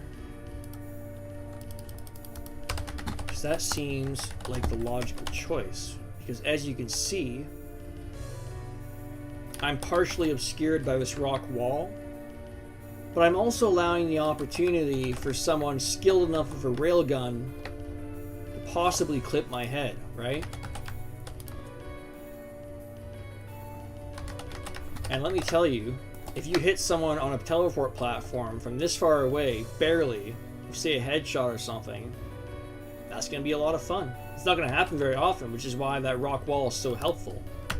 But when you do land a headshot at that distance, that's going to feel great. You know what I mean? Oh, good explanation? Okay, good. I'm glad I'm making sense. I feel like I ramble or I get too deep into certain aspects sometimes. I don't want to just come off as if I'm droning on something, you know what I mean? So good, that's good to know. But yeah, this little rock outcropping is going to actually allow for quite a bit of gameplay, which you would not expect. Because of a no-stop teleporter, say someone, it's not like a Action 70 teleporter where you stop for a brief second then move again. There's no loss of momentum whatsoever. So if I'm going through here, I'm whooshing out of here. So telefragging is like not impossible, but such a small factor in how this level's gonna play out, you know? So what I'm saying is, if you got a railgun or a chain gun, you have less incentive to immediately follow a player through a teleporter than you do to just try to land a snipe or a hit or whatever have you.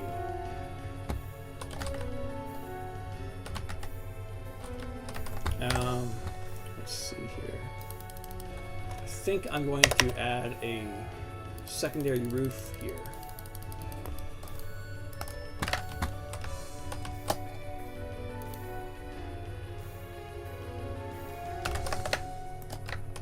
And then I'll use this as a lava pit.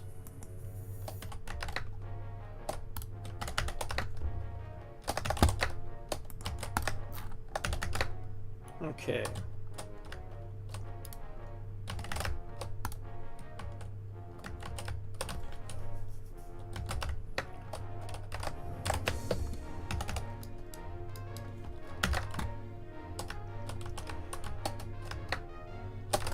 now I'm just trying to add a little bit of detail in without going too crazy. So another thing in deathmatch is you don't want too bumpy of a floor. I know there's a certain appeal to adding, you know, a little pebble here, a little rock there, a little dip here in the ground, a little pit, so forth, so forth. But that's literally going to cause your view to do this as you're running over it.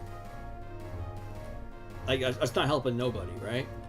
So a lot of the detail I do is set into the roof, set into the walls, or at such a low height on the existing plane that that view doesn't bobble, right?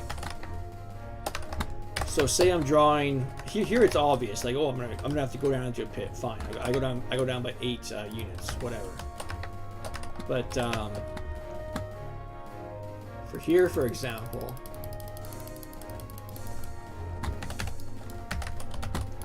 I'm going to raise this by 3. Oops, wrong one. 131. There we go.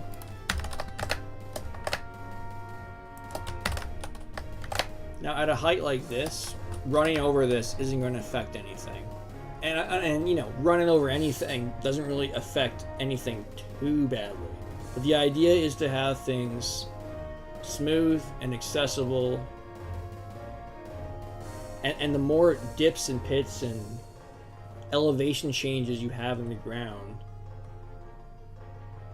you know, the less accessible, less easily playable the map is. In deathmatch, at least.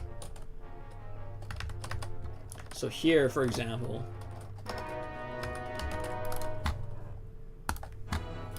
I don't normally do my texturing right now, but I'll put down what I was thinking of putting down here. Yeah, we'll go with this rock texture. So, like, obviously this is a different rock texture. That's going to add some flavor, right? Because you're going to have a change in texture, change in area without having to actually do much. But it's going to have the added benefit of not impeding your players whatsoever. If it was raised up to its normal height, and then say you had a pebble here, another rock layer here, so forth, that could very quickly get to a point where it's impeding you or impacting the way or ability for you to play accurately, you know? But this, you ain't gonna notice this when you're running over it. You're just not gonna notice it. So, another thing, I don't tend to use hurt floors at all. And I know some people do in deathmatch, and that's fine. That's fine. I don't, because in conventional deathmatch settings, you're typically going to lose a frag when you die. Oh, okay, Zap, no problem. I really do appreciate you stopping by. Feel free to hop on whenever. It's going to be something I do semi-regularly. So, anyway, thanks for showing up. Appreciate it.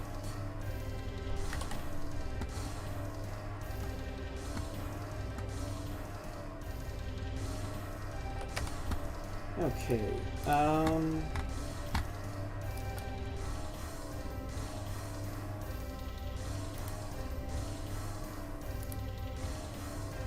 me just think for a second here. Right, teleport, that's what I was doing.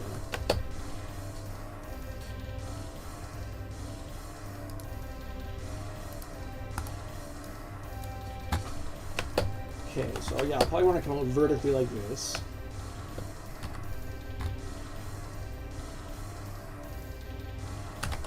I'm going to take this and flip all my line defs.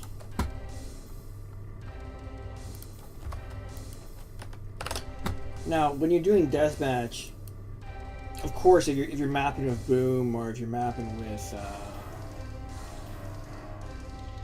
I'm not sure why you'd be mapping MBF for deathmatch, but if you're mapping with one of those formats that doesn't have Action 154, whatever the equivalent is for no-stop teleporter, But a conventional teleporter is fine.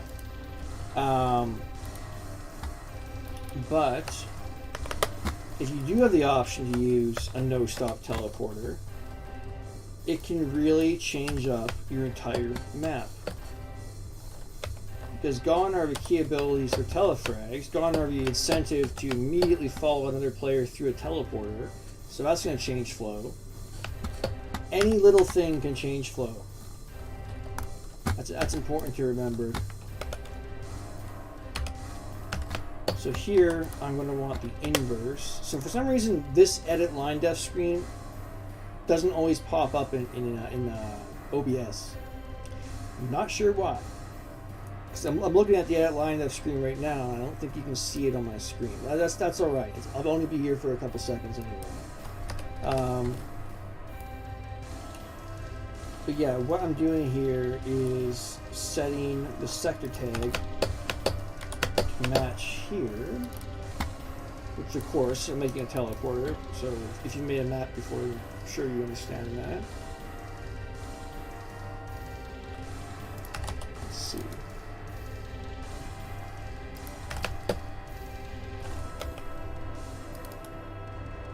$500 to $500.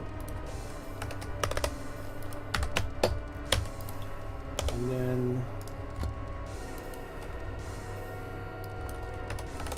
do the inverse, 501,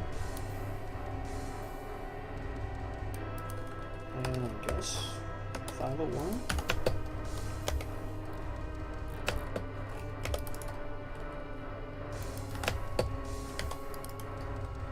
Make this 501. It should work now.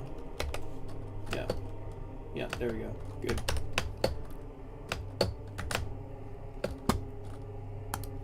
Okay, so I'm going to hop into Zandronum now, which will show up on the screen. You'll be able to see what I'm doing, of course, which is nice.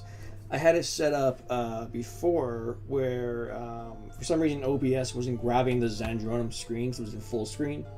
So I've since altered that, so you should be able to see me run around here in a couple seconds here.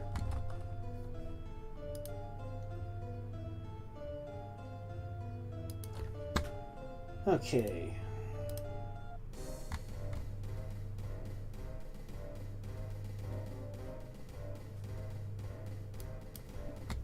Alright, so I'm just going to jump right in right now.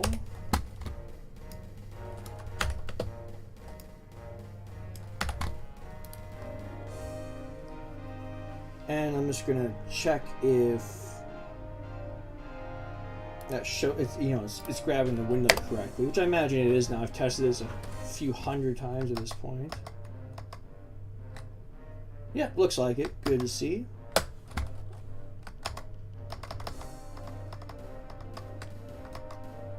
All right.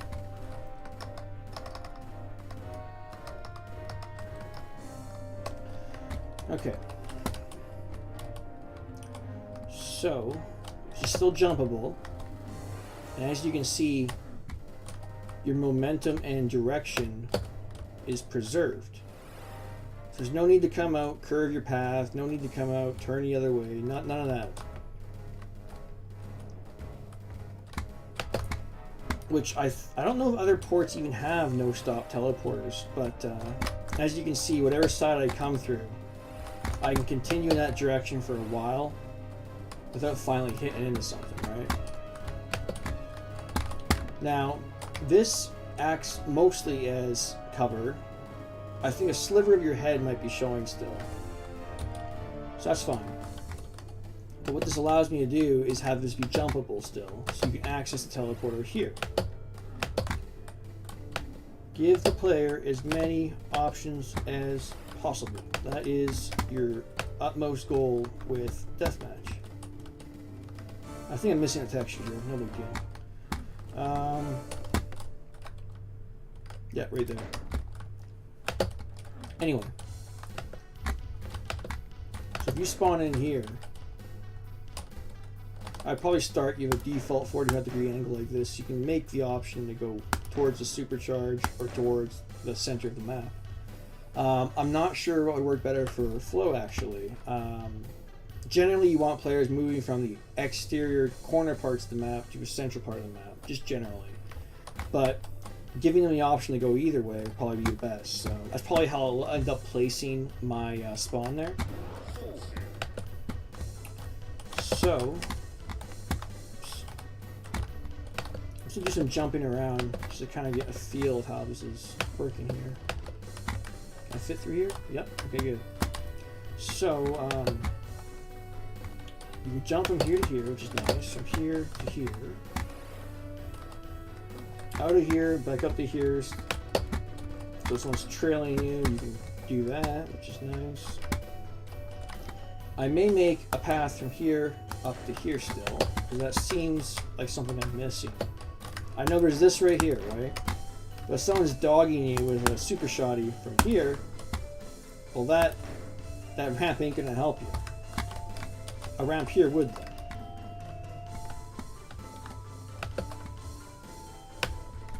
Because deathmatch, you've got about a third of a second to make your decisions before you're dead. So like I said, a super shotgun can end you in one shot. And a lot of players are good enough to hit all those pellets, let me tell you that much. A lot of players have been playing for a very long time at this point, of course. Same with single player players, of course. It's been 30 years or so, right? But because of that, you want to give as many escape options as possible while still not making them completely superfluous and extra. You want them to be integral parts of your map, but you want to give those options still. It's a tough balance geometrically, because the more escape options you put in, the easier it is to escape a conflict, of course, right? Obviously, it's an escape method. But you put too many in, well, you're going to have a very slow game because people are going to be able to pick and choose when they want to have a conflict. So not giving, you can put a teleporter here, whatever, to allow someone to escape easily. But that's all superfluous. You want to still direct people to certain regions of your map, and if you give too many escape options, too many abilities to get out of a situation, people will always take those opportunities. Path of least resistance every single time. Now, single player, it helps to have large exploratory maps. People like those. It's fine. I like those too. In deathmatch, it's much more a how can I direct this person, this player, type of a thing, than how many options can I give this player, type of thing, which it is in single player a lot of the time. If that makes any sense. So yeah, this looks good for the most part. I'm going to pop out a Xandro and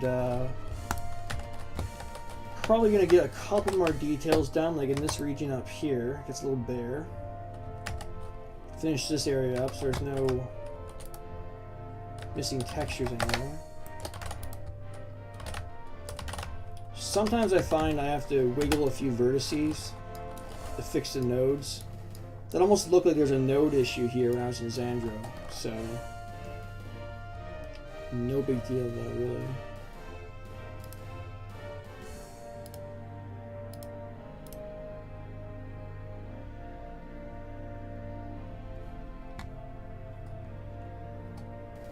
Okay, so just think this out, make sure I've got it in my head right here.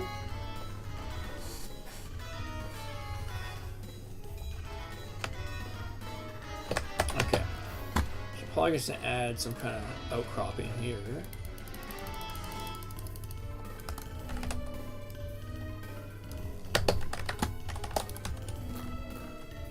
Not necessarily accessible by the player, but just for a little bit of visual flavor, I guess you could say.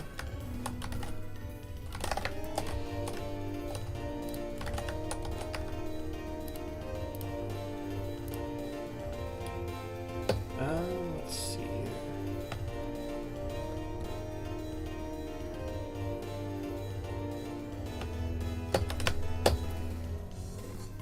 First, let's get these, what do you call it? Red particle fountains where they belong, over here.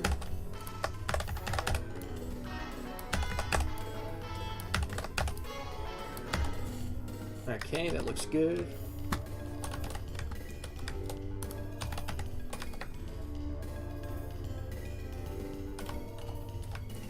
Now, you know, I could do an additional thing here.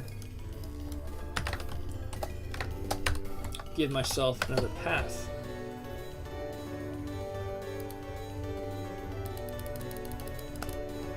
Or at least another option. Yeah, I'm gonna do that actually. I'm gonna punch a hole through this wall.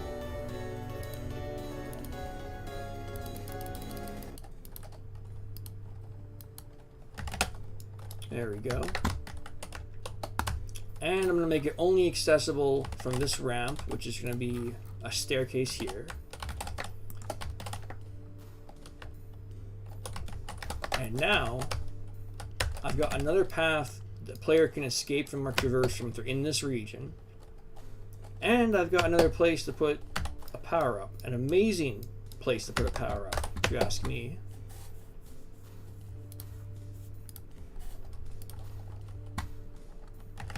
Which would be right here. Not to mention, it's visible from a large portion of the map. So from the castle keep, you can see that power up. So what's that going to do? That's going to drive further motion to that location. You're going to have people traveling up here. And by having people traveling up here, you're going to have people traveling up here. Like I said, flow seems tricky at first, but there's a lot of logic behind it. Like, you know, common sense, of course, right? Like, if people fall out of here, path of least resistance is this way. They're going to go this way, obviously. But you might not realize how much more pressure that puts on this teleporter, which in turn puts more pressure here, which in turn then places more pressure on the supercharge further, which might actually help equalize a tiny bit more of the centrally placed green armor, which is of a similar or equivalent value almost. So yeah, I think this is going to work out fairly well here.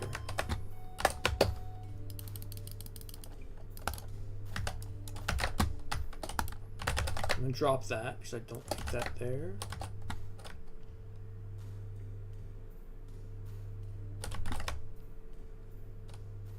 Okay.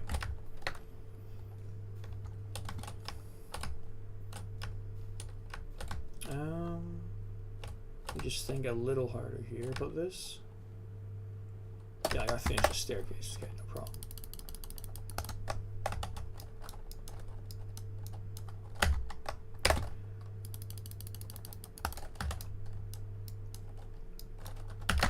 Okay. I can probably get away with 3 height stairs, because Doom Guy will be able to step over that no problem. Might not look like he can at this height, but he can, so that's nice.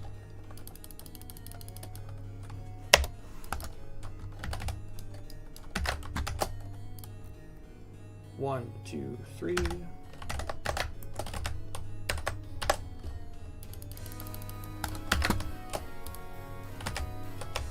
Make that flush with that, because that will look good. Fix that up.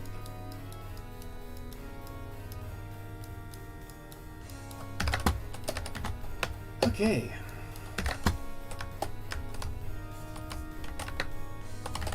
And then I'm going to connect this. It'll give me another reason to cast a shadow.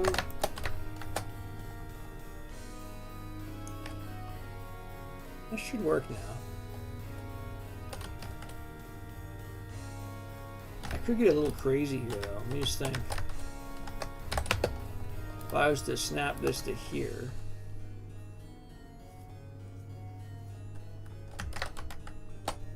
Lower this a bit. I'm going to do a wonky slope to here.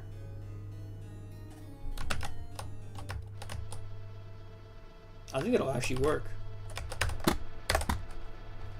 Then go ahead and place my power up. Oops.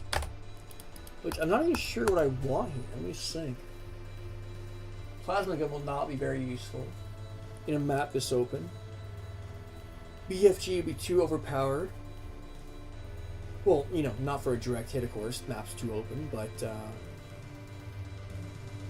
I'd have to change that power-up structure to probably a blue armor or something else, so I just place BFG this easily.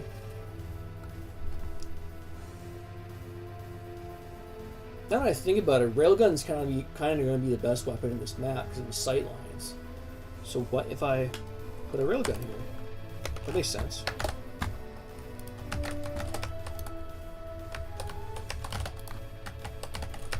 Gives me an excuse to put a little light here and a little pedestal. There we go.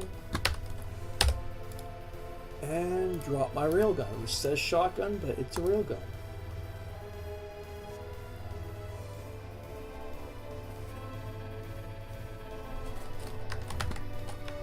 Okay, that looks good and it makes sense, and it's not jumpable from the bottom here. Well, maybe it is actually. Let me just think for a second.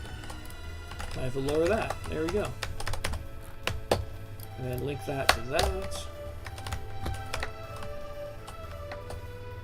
Now that shouldn't be jumping.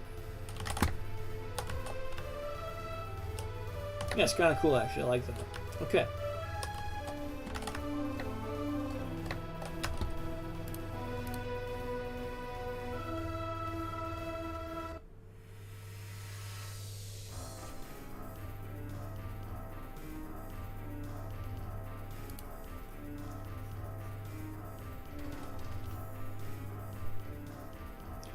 Alright, so what I'm going to have to do here is pop open Slade, because I want to throw a sky on the roof here, because this blue sky is throwing me off. I'm supposed to be doing something hellish, and I've got a blue sky going on right now. So, I'm just going to pop out in the Slade, which I also have on my screen record here, and drop a sky in it real quick. I've already got an idea of what I want as well, so that's nice.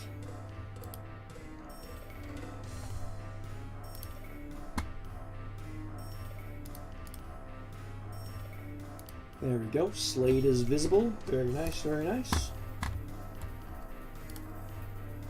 Open at 4. Yep, there it is. And quickly import a sky, which thankfully I know exactly where everything is, so it's going to take me too long.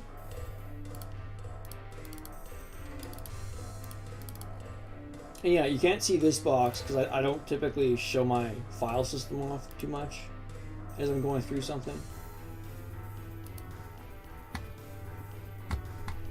So I'm essentially looking at a big window full of colorful skies from Mechadon's box of skies right now. I know you can't see that on your end right now, but like I said, I'll be out of this region really quick here.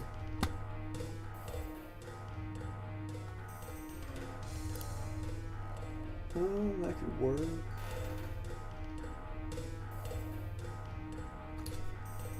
Decision I'm trying to make is if I want a red sky or an orange sky, and there is a difference because if I'm placing orange liquid like lava, I should probably try to pair it with an orange sky, but there is a lot of red in Gothic DM, so I might want to use a red sky, so I'm kind of conflicted. I could always change it, of course, though, so I shouldn't think too long about it. I'm just going to drop an orange sky in for now. There it is. That's what we're working with. Pretty nice. Change to S1 so my map info can grab it correctly. And what do we call this map? What do we call this map? Let's use some alliteration. Be real simple. Let's go Deathly Domain. That sounds hellish. And we're going to set our sky rotation to 0.3. That'll work. And I'm going to change my MIDI because it does not suit a hell level. So I'm gonna grab a MIDI real quick.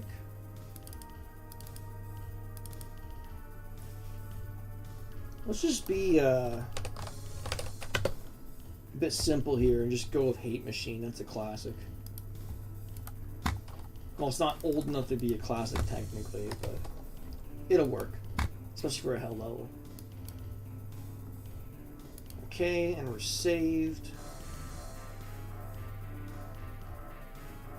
Exit out of here.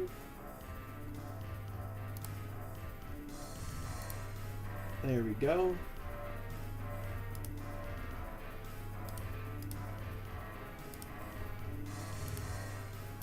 Reopen the map. Should be it. Good. There we go. That should be visible now. Oh, perfect. Okay.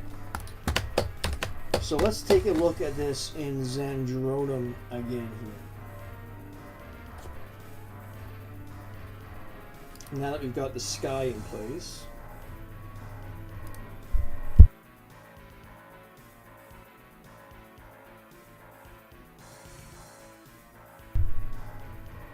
All right.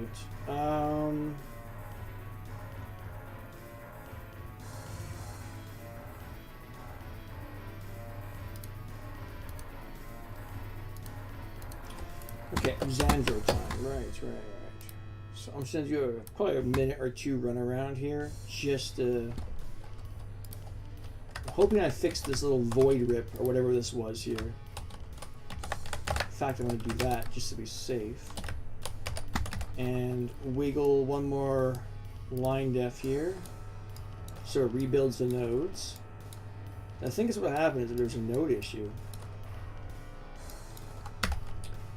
Save that. And we are going to jump into Xandro.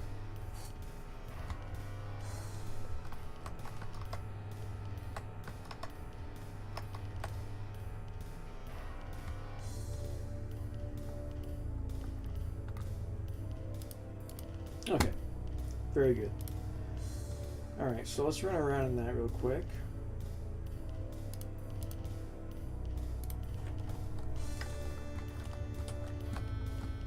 And there we go, I fixed the issue. So maybe it was a missing texture that was showing up for some reason or whatever happened. As you can see, I cannot jump up there. I don't even think I can bump snag it. Nope. I don't think so. Nope. Okay. That flows quite nicely, actually.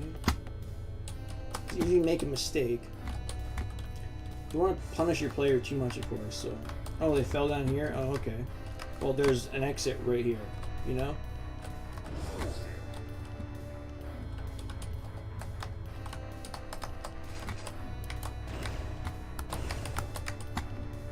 Railgun is gonna be great in this map. Can't wait for that.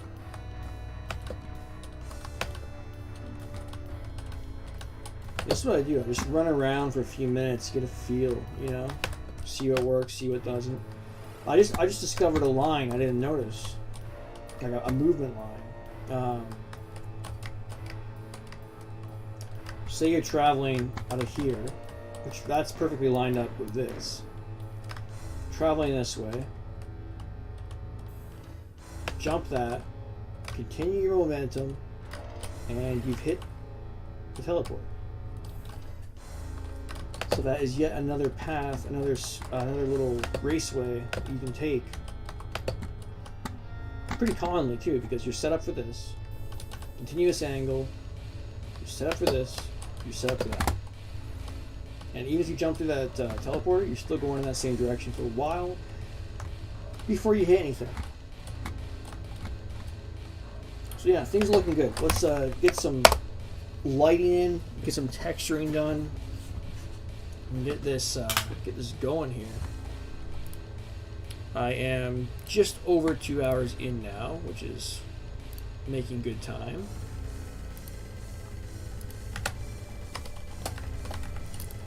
So run around and get all the lighting done real quick, which won't take me very long because don't think there are any 3D floors in this map, which is kind of weird, but kind of nice. Because lighting in 3D floors is a little bit annoying, I find.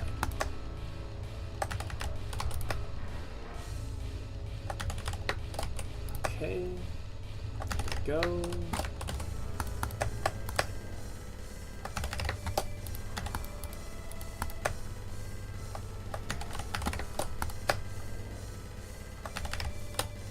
Bring that teleporter to full bright, because why not? You want to draw attention to it. Full bright's the easiest way to do that, obviously.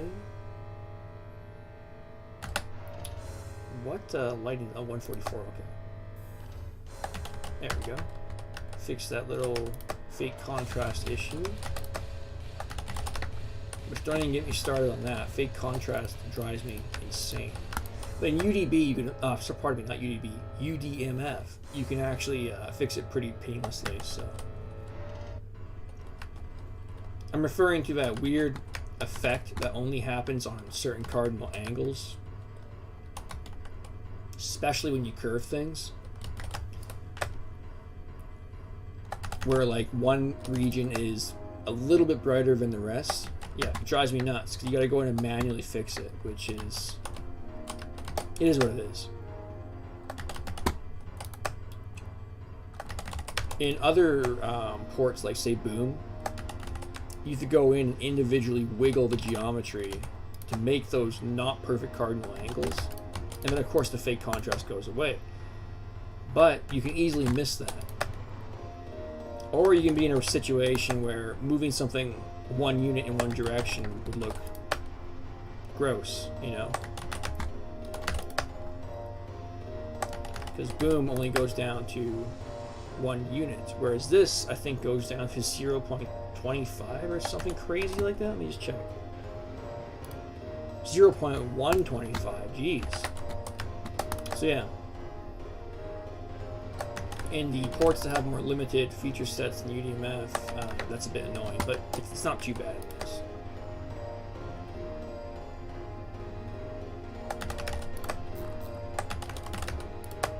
Okay, looks good.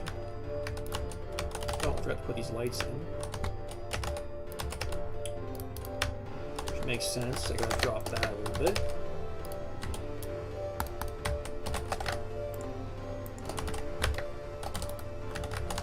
Oh, I didn't put them here. Wow, look at that. I almost forgot something.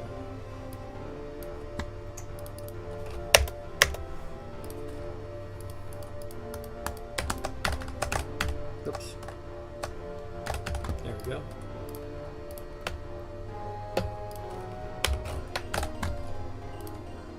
Okay, I think I'm going to flare these, just because without any kind of flare out, they're going to look a, you know, obviously they're flat, so they'll look flat, right? But with this little bit of flare out, I think it makes it look a lot more natural. And there's that fake contrast that you can see. Perfect western angle. So it causes that to, yeah, very, very weird.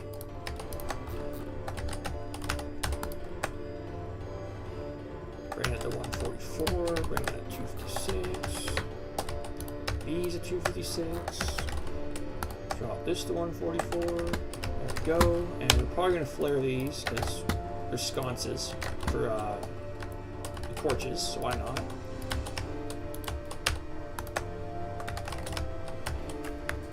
Don't know why that's misaligned. Actually, I don't know why a lot of this is misaligned. Oh well. I must have pressed auto align at some point, and using all the one same texture obviously has its downfalls sometimes. But no matter. I'm going to be using flood fill mostly anyway, so I'm not too worried. Okay. Probably going to raise these up because I'm going to put classic tall torches in here. And then I'm going to set this to impasse.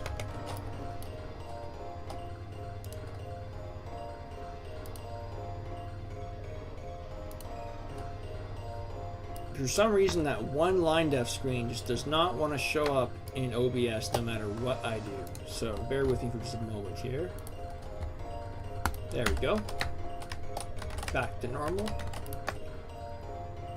Drop this to 144, bring these to 256. Drop this to 144. I don't typically go this dark for my default shadows, but I figure it's gothic, it's hell, whatever.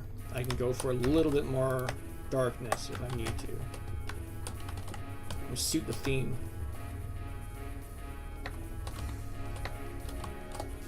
Okay.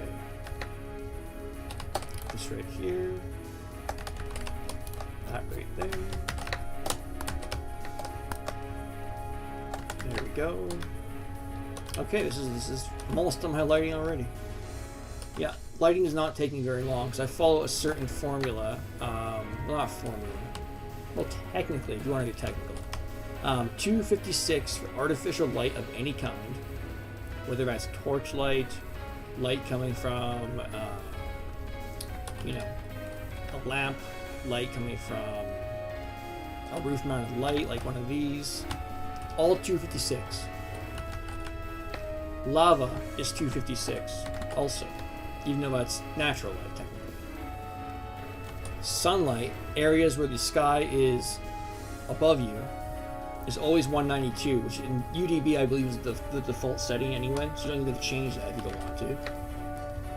And then light shadow 160, darker shadow 144. Because this is kind of a cavern, gothic, you know, dark, hellish map, I've gone for darker shadows because I think they'll add just that little bit extra contrast I need visually. Okay, so now that I've done that, I'm just going to go around and make sure there's no more of this nonsense, the fake contrast. Because curving will always cause you that issue, always. Well, I suppose there's probably different curve values you can hit to avoid these exact cardinal angles, but whatever. I find that 88 degrees on a 90 degree box always turns out with like a near perfect circle, so that's what I use.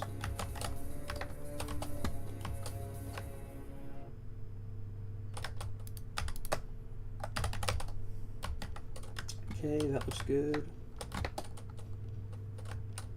See what I mean? Right here again. Right here again. It never ends of this stuff. I'm sure once I figure I've gotten most of these, I'm going to end up finding there are 5. Only seems to affect curves though. Well, anything that hits a perfect cardinal angle tends to be affected. So I guess like stuff like that too. It's most noticeable with curves though.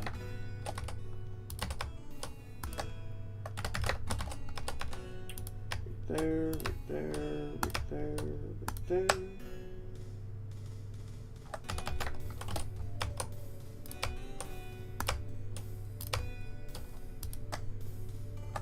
There we go. Sometimes it's 2 notches too bright, sometimes it's 2 notches too dark. I know there's a certain reason why that happens, but I don't know it. Regardless, it always looks better to fix it than ignore it. Even though it's a tad annoying to fix.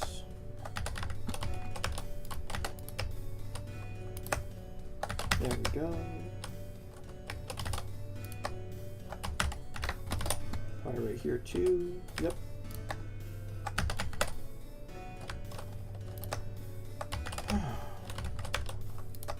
There we go.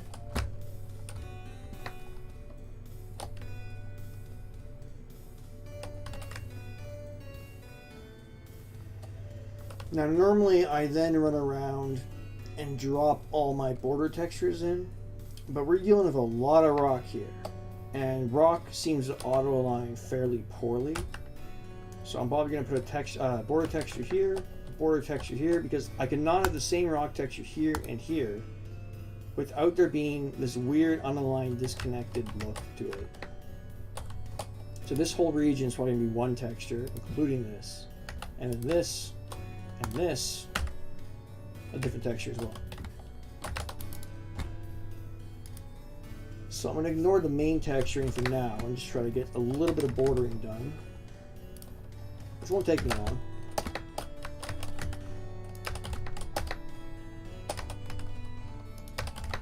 Okay. Now this all can theoretically stay the same here. Up to here. When I find like dropping in like a metal brace or something, like right here. Like, I don't know, you're not gonna see too much human-made things in hell, but it's convenient and it does kind of make sense. So.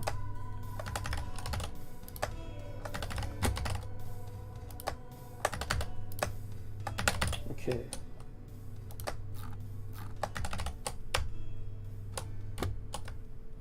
Right here.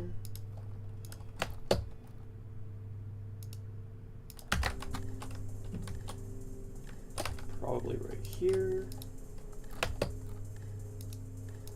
There. Oh, wow.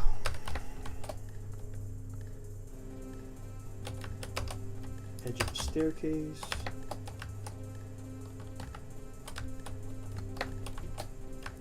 Already got one there, good. At this corner.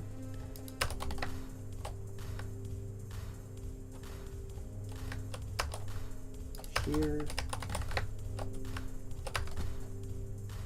Here and here. And then here.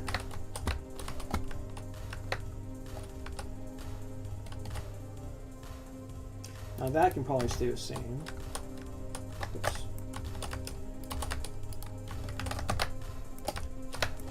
Now I gotta do these.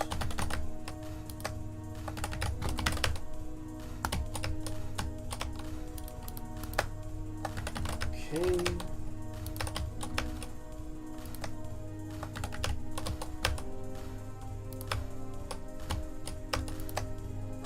There we go.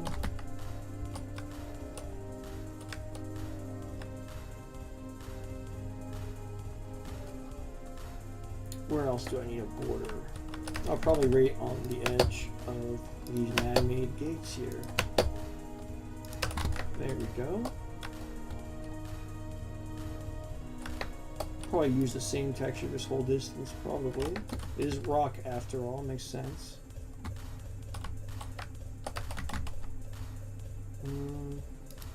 Here.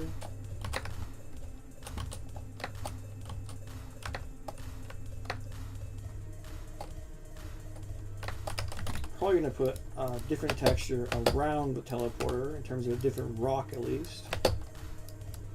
Help accent it a little bit more.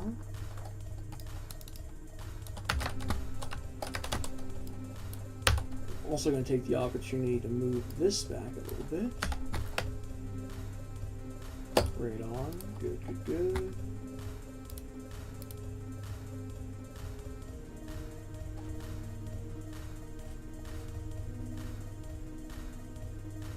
Okay.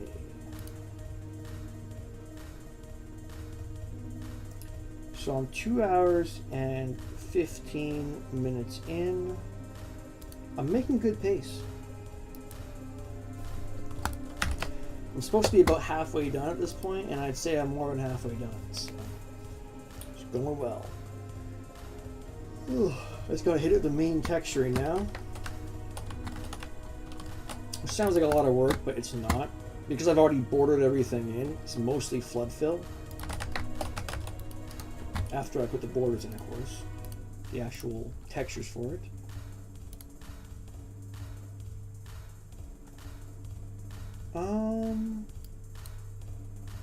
Yeah, that rock will probably work. Yeah, it looks great.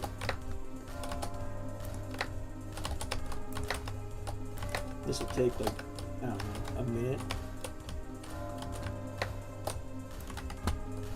Just going around and clicking what I've already placed. Oh, probably do it here.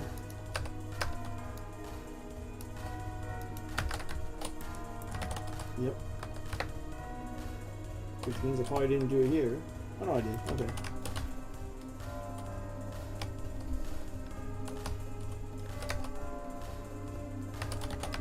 Should probably border, yeah, right where the man-made stuff starts.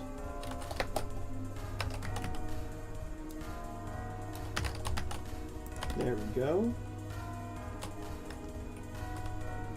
Here.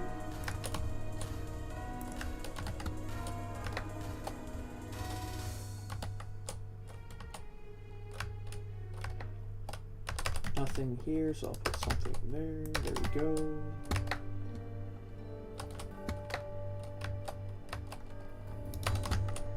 Oops. There. Here. Okay, we're doing good here. We're actually moving along.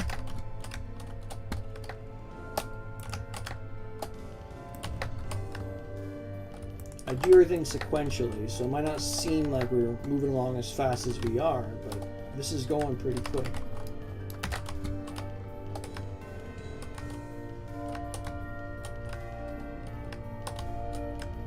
Okay, I need something here.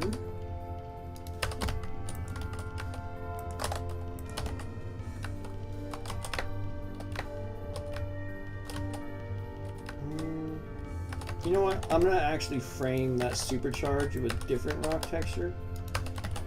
So I might as well put a border in. Why not, right?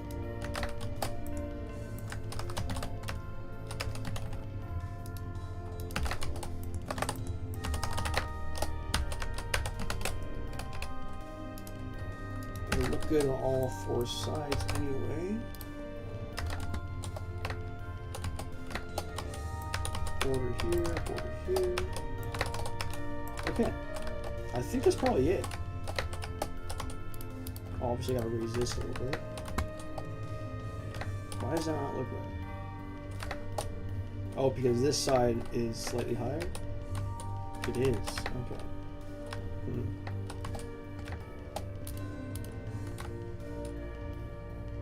Well, I guess I can raise this up to the same height to compensate, because you'll still be able to climb that with a step. And then it'll look the same as this, so. That will work, that will work.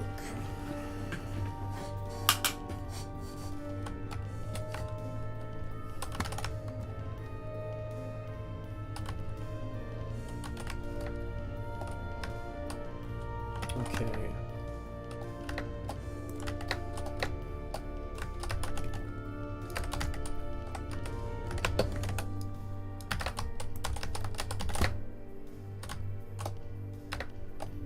Should be flood fill time now.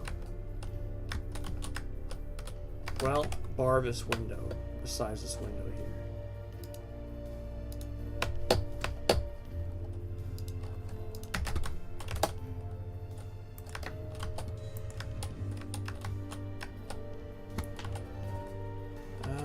Yeah, that'll work.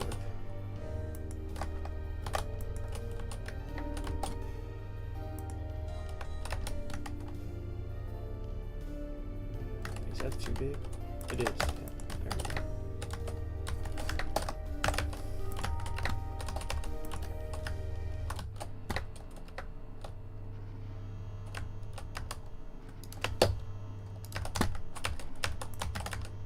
go. Okay.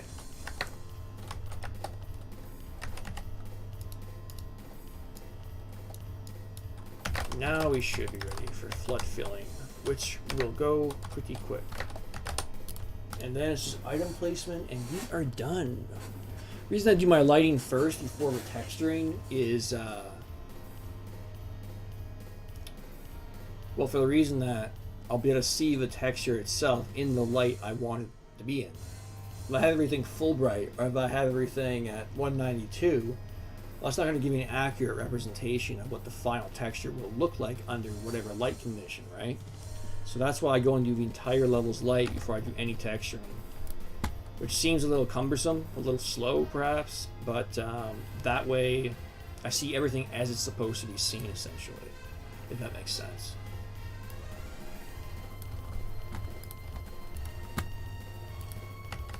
Okay, I thought that was a rock wall, but it has something in the middle there. Maybe this? That'll work.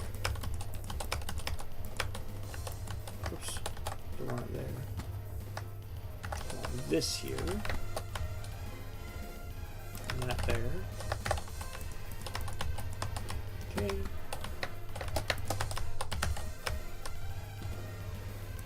I might move this border down a tiny bit. It doesn't look right there.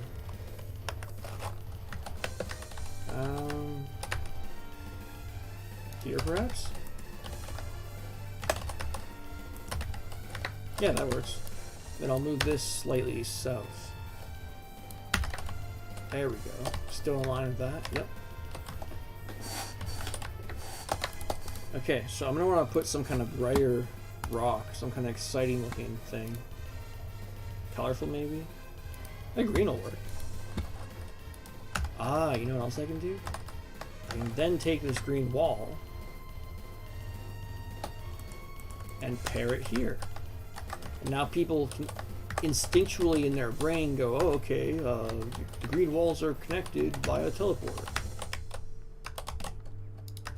Might help to learn the map just a little bit faster even. Seems silly, but something like that will help you learn the map quicker. A matching green wall, it's only used in this location and that location.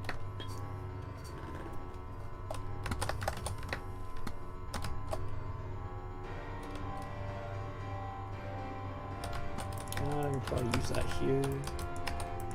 Because I'm not going to have like 20 different rock textures to work with, I would probably reuse some in some locations, obviously. But where they're not touching, you know what I mean?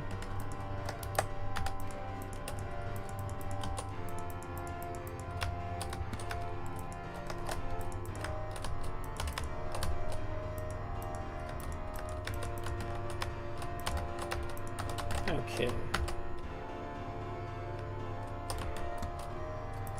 I guess it makes sense to do this whole palette as gray rock as well, because of what's connected to it. And probably this. That makes sense too. Which makes sense to remove these borders then. There we go.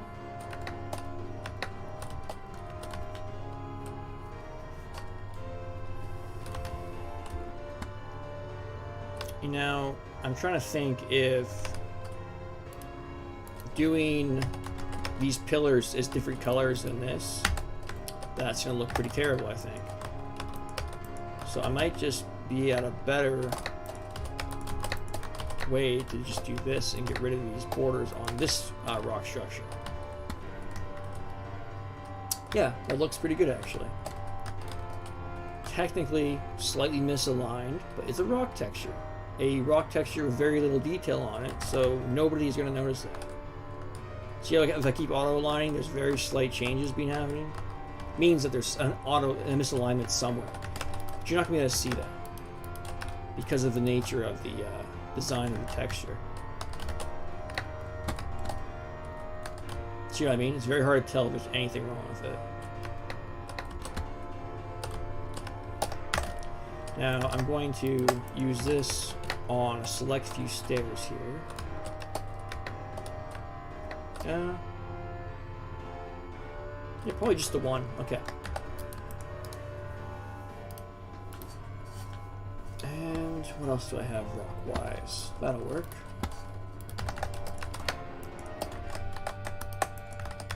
Okay. Put it here also. Now for this main floor, we're going to want some kind of, maybe some kind of brown rock? What do we have here?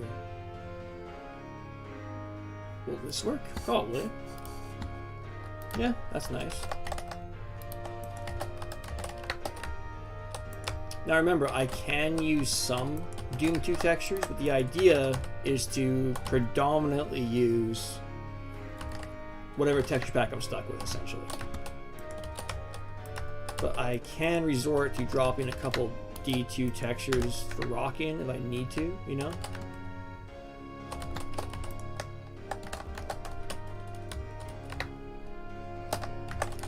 Take this and put it over here. And here.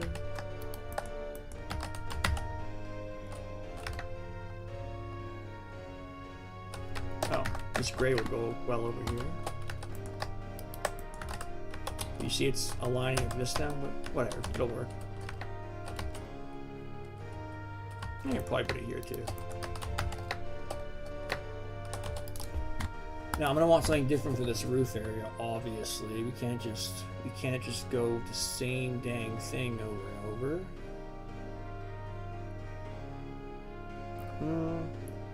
What do I even have to work with here? I know Gothic is pretty good for bricks, but natural stuff like this would work as a rock texture. But there's these little white pinprick lights on it, which makes it a little tricky to work with. This could work. Yeah, definitely that could work.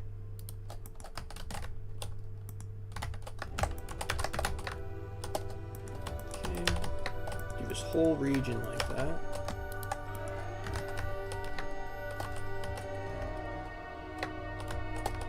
And replace this with this. And repeat anything here.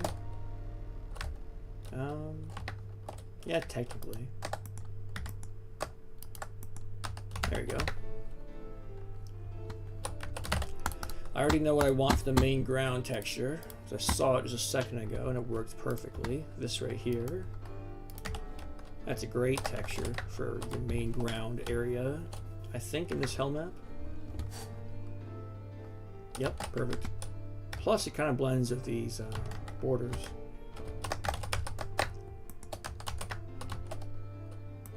Yeah, I can probably do that without anybody noticing. Yeah, okay, cool.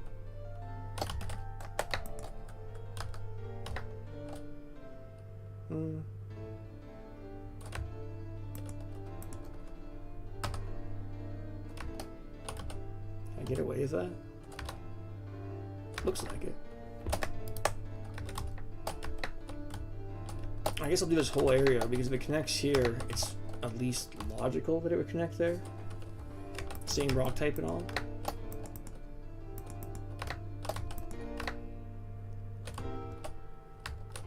Move that up a bit so I can add a little extra flavor here.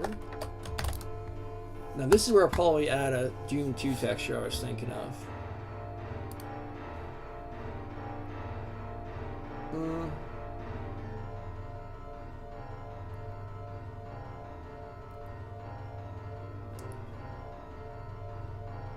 Kind of like this, RRock07, which I don't remember if that's the animated one or not, but it's gonna look good regardless.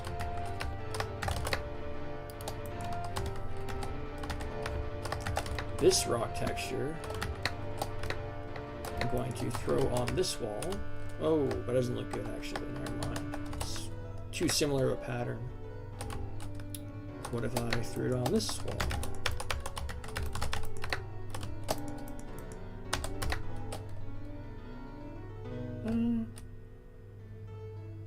That works. Okay. Now I gotta do this inner lip, the same rock texture because that's here.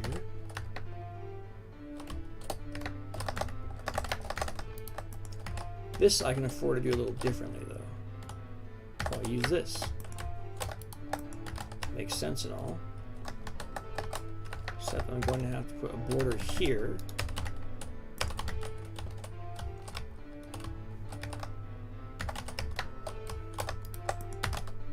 I hate that it keeps replacing that. There you go. Okay. I'll use it here also. So why wouldn't I? Use this on the lip. There we go.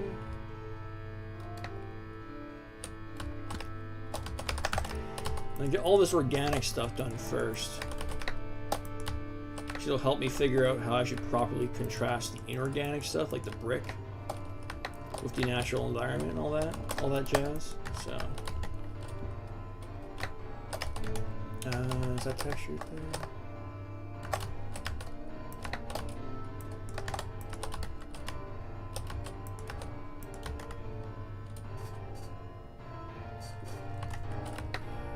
Okay. Now, I can probably drop that gray in again. Yeah, that actually aligns. Wow, great.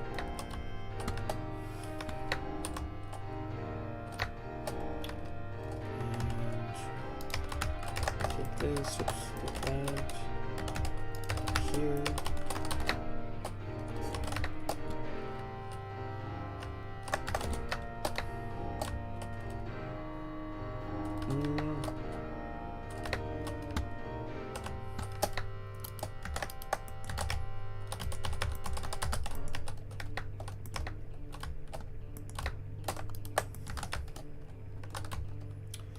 Okay.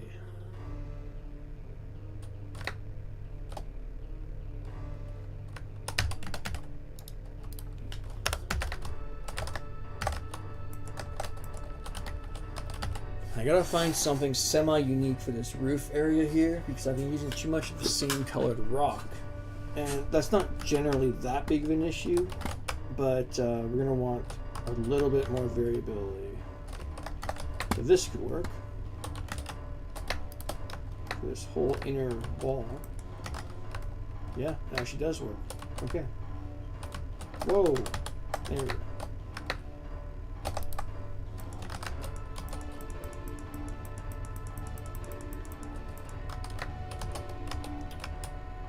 Okay.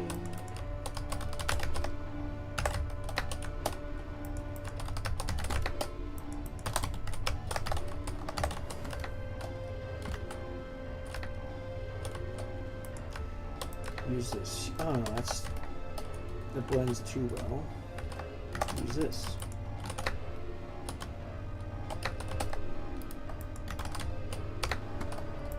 Right there.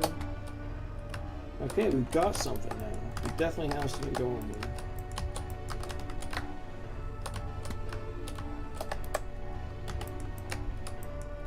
It's okay if that blends because it'll just look like that's where the rock continues. I mean, from like here to here. So that's fine.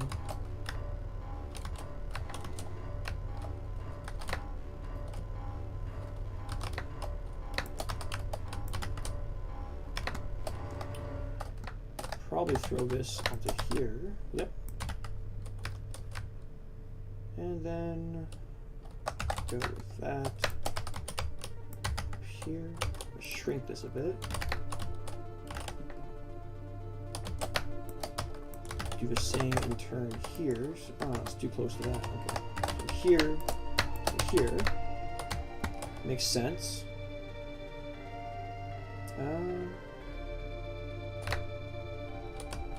Right here. This will work.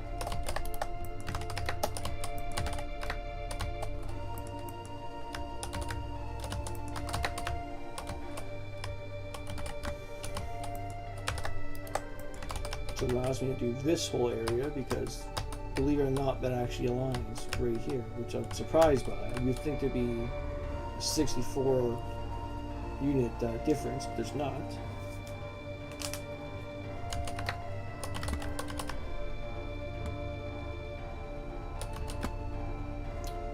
What else do I need to do here? Oh, the staircase, okay. Top stair will be that. Oops. Top stair will be that. Which I guess I can do this thing. And then... Oops. Bottom stairs can probably be whatever this is. Even though this doesn't align as well, I'll still use it because like you ain't looking at that at while running around and telling me it's unaligned. It's just not gonna happen. Doesn't look bad. Actually seems to fit together correctly, which is nice. Rock textures are weird. You can kind of do whatever you want with them to a certain extent, provided at least most of it is properly aligned. Because there's so much detail in a rock texture in terms of conflicting lines and all kinds of different stuff going on that it's much harder to tell if there's an alignment. And in deathmatch, you're running around at 600 miles an hour anyway. You're not gonna notice. You're not gonna notice if a rock texture like this is off by a couple pixels. You're just not gonna notice that.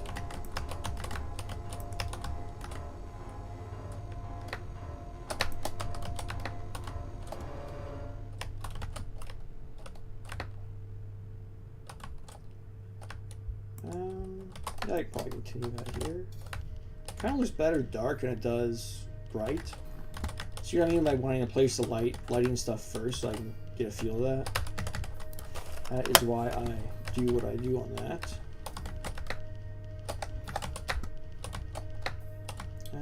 Just gonna go here, whatever, that'll work. Might want to emphasize the supercharge by doing the whole green thing.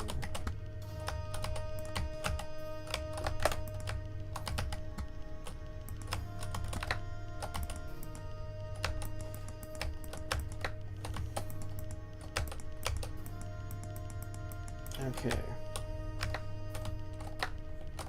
Probably get away with doing this whole, yeah, that actually looks good. Surprisingly, wow, okay.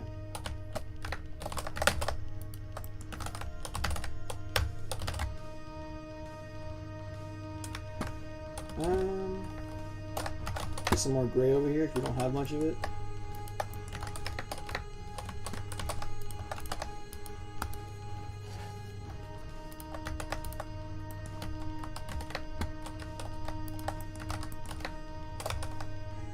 And here.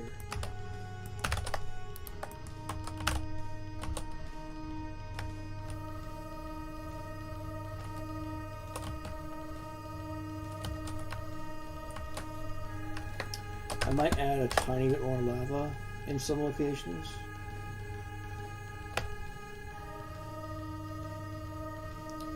You gotta keep in mind that since I don't use hurt floors, the lava is just purely decorative, so there's not that much gameplay incentive to actually place it, if that makes sense. Here will work. And then I'll reverse this and put this.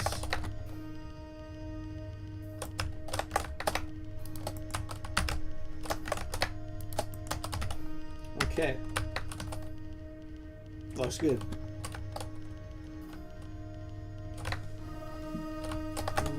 Let's go over here.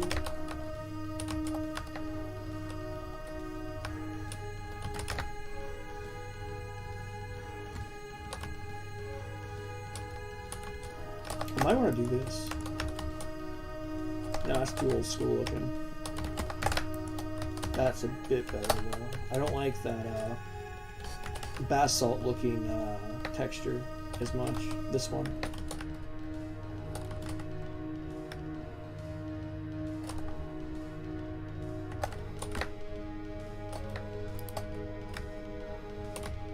Oh. Okay.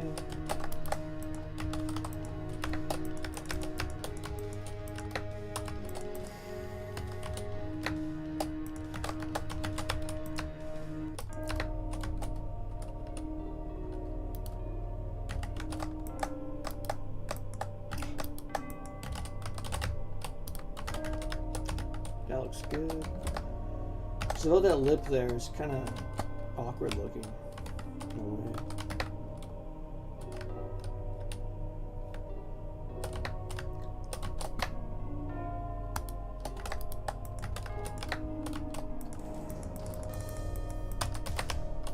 Also go here, thankfully. It's far enough away from the other side of the wall. Plus it makes sense for a lot of the same rock to be in the same place.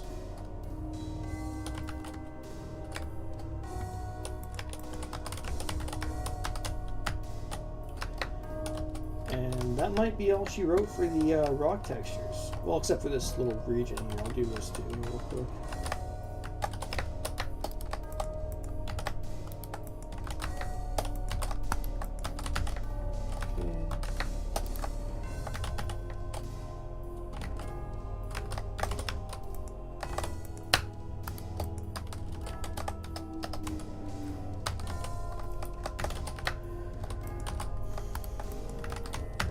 go.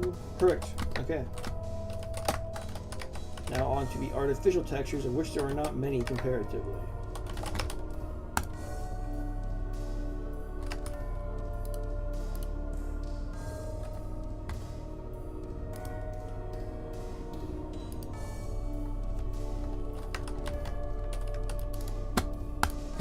So with this, we're probably going to go with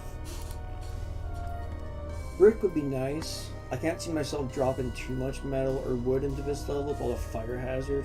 Well, not the metal, of course, doesn't matter, but the wood, of course. I don't want to put too much of that in here. But I also have to find a texture that will lie correctly on a diagonal plane, because of these sloped ramps here. Could probably get away with wood of some kind with this, so I can get the angle right. Almost.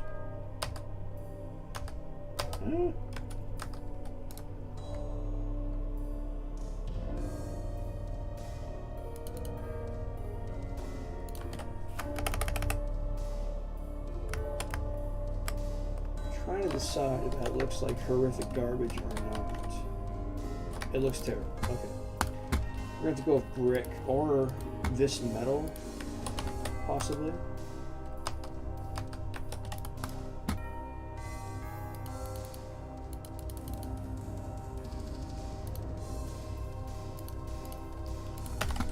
Okay, bring that down to the end.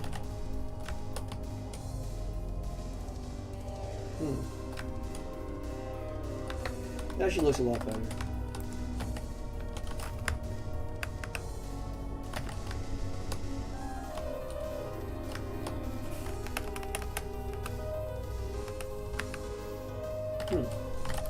Doesn't seem to align.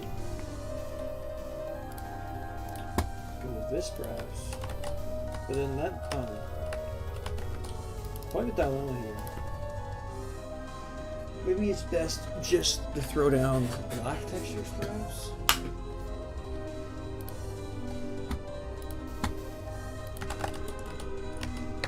Or will that work? If I go with this, I'm going to have to go with brick for the main structure because this is too simple.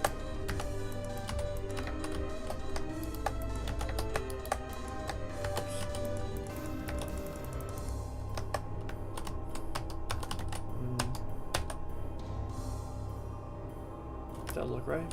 No, it doesn't look right.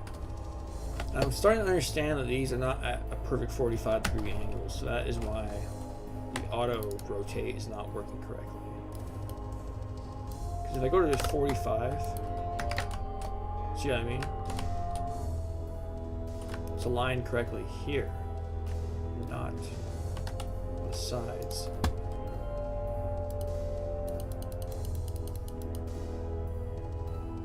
That's a bit better.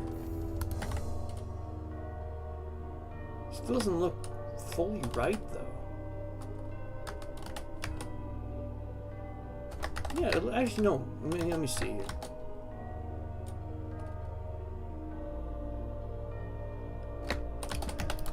Is there just a pure metal with no rivets?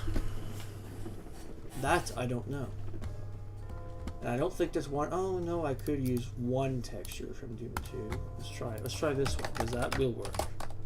This one will work for sure. Drop that rotation to 0. There we go. Looks good.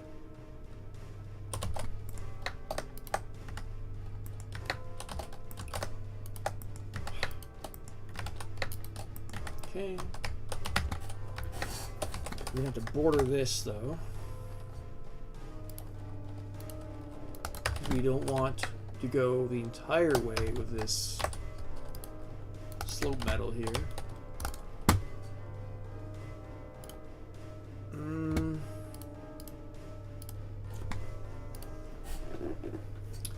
Let's go with... Actually, what can I even go with? This? What angle is this at? 0. Okay. Try is at 45. Perfect. That actually works well. Good.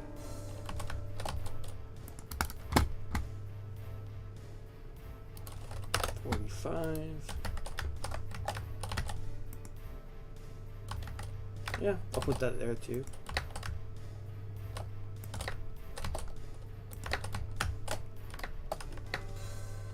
Can I put that here? I can. Very good. Okay, so these I'm going to go with some kind of metal tile. Or I could probably do this. Yeah, there we go. Which gives me an excuse to put it here. Which then gives me an excuse to use this.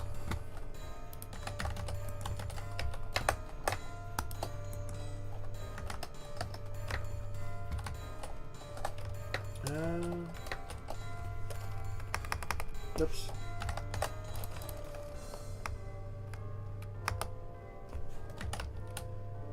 Yep, that works. I just noticed these little corner pieces. There we go.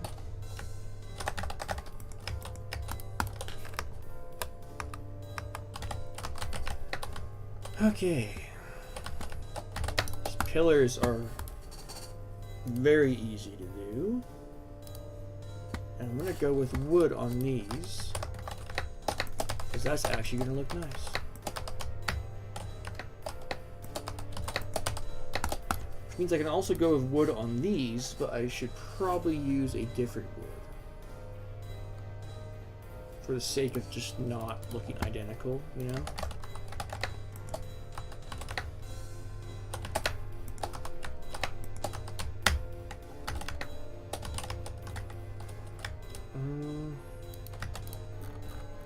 No, I don't want that. Okay.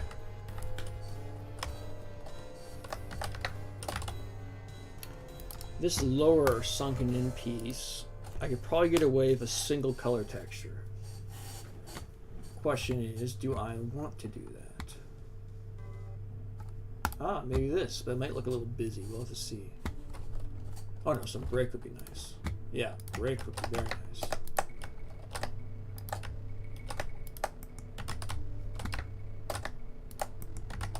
Go. Take this metal piece and frame all of these. Take this and frame all of that. That, put it here.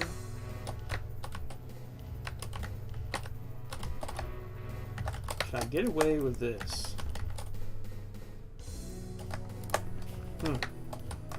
Maybe if I lower these a little bit.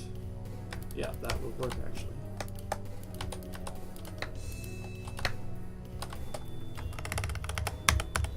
There we go. Yep, that works properly. Good.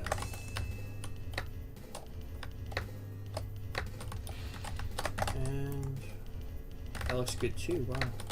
Very surprising that worked.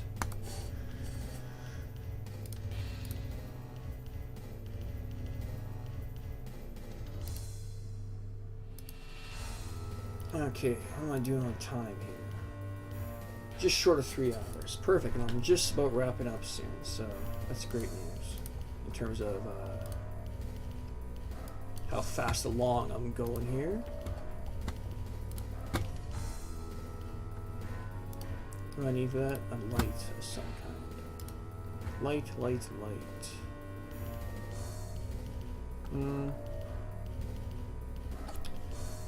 I don't know if I like any of this. For lights, you know, for light, of course. Because none of this is going to work on a circular plane. So texture I can use.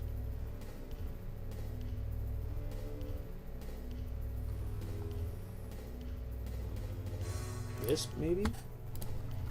Yeah, probably. Yep.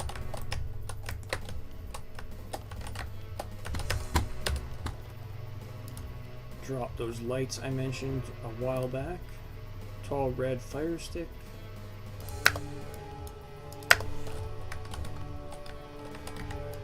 Move that up a bit. Move that here. Okay, very good.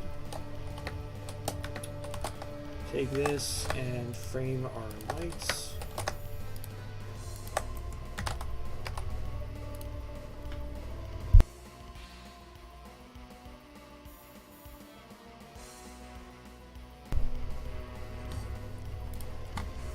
Alright. What else do I even need here?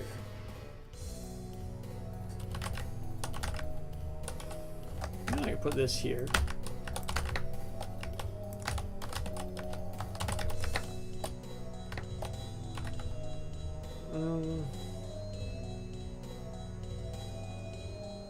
I see there's a lot of different nonsense going on here in terms of stuff that's not going to automatically align by default. So I'm going to have to find a texture that still looks man-made but won't look unaligned even if it is, which is quite a hard ask.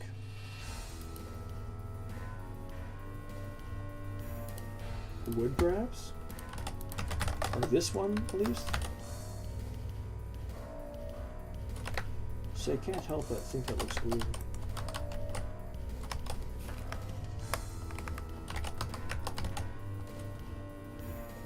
Yeah, that looks okay.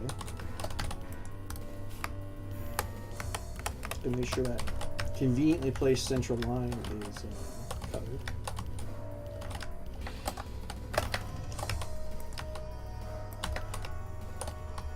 That. Okay, I'm gonna fix this right now before it drives me crazy.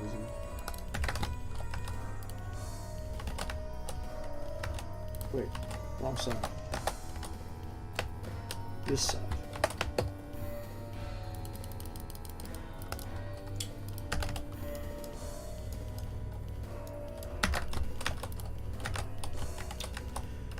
Okay. Take that and put that here. There we go. This.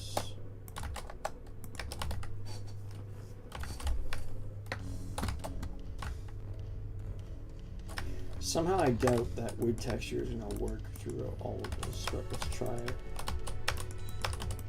Actually, it is working, actually. That's surprising.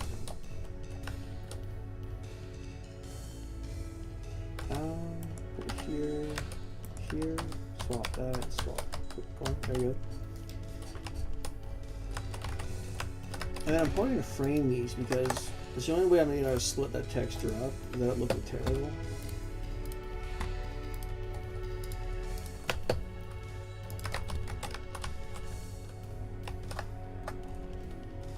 And I'm going to need a unnatural border.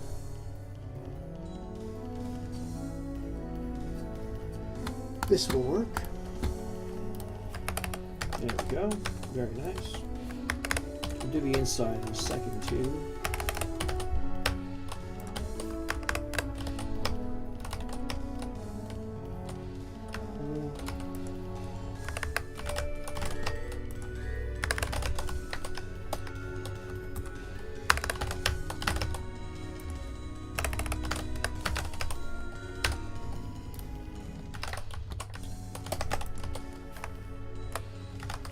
Okay.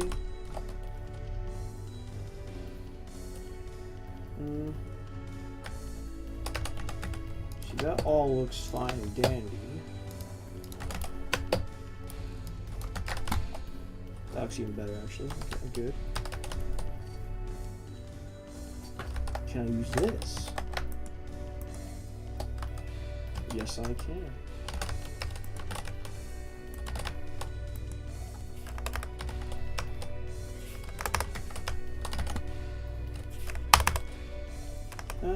Yeah, that works. And that works. Or is it better to put an entirely different texture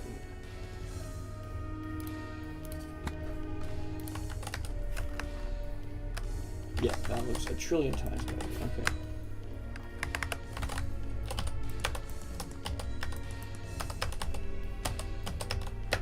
Okay. No matter if it's unaligned, I'll realign it right now. Okay.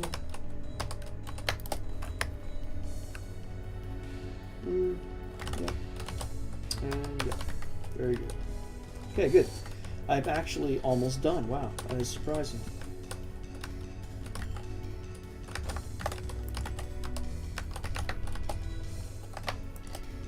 Yeah, why not? That'll work. It'll look pretty cool. There we go.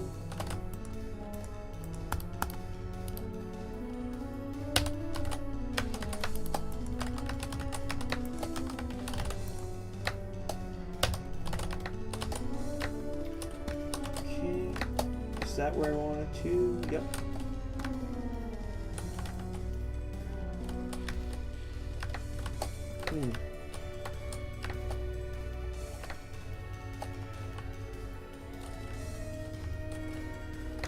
I might break this wall up just by putting something in front of it. It's not like it's in the way of anybody, it's not like it's actually important at all. And I forgot to raise this wall, which will add another accent.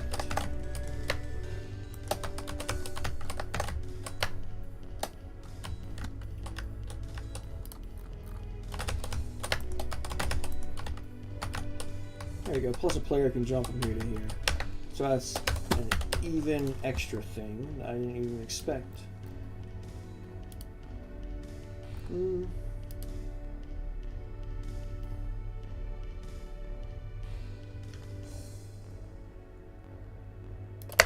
Be silly and put the plasma gun there. Accessible from here. Accessible from here. Well, if it's equidistantly accessible, I should probably just put it in the middle.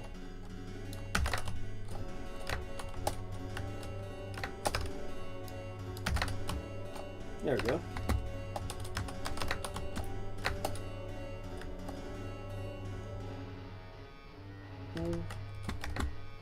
What to do for telly?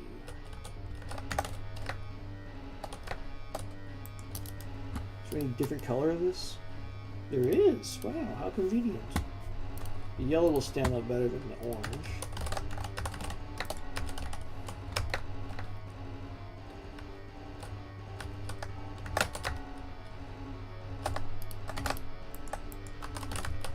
Okay, put something else up here because who wants to be seeing all that same thing over and over, texture-wise? Oops. That looks better. Probably keep that down there. Yeah, looks good. Do the same for the matching telly. Oops, forgot the... Is this even lit up? There we go.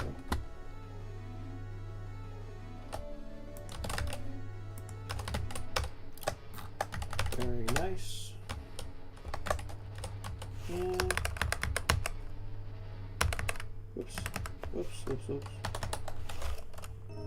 Get rid of that slight border on the edge there, which probably means that these other ones have it too. That was okay. That's good enough. Okay, good.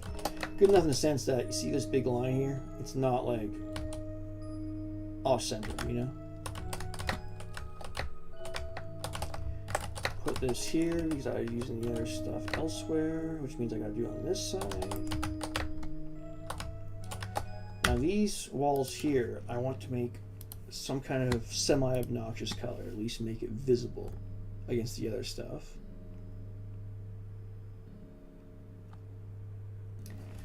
Anything semi-obnoxious enough?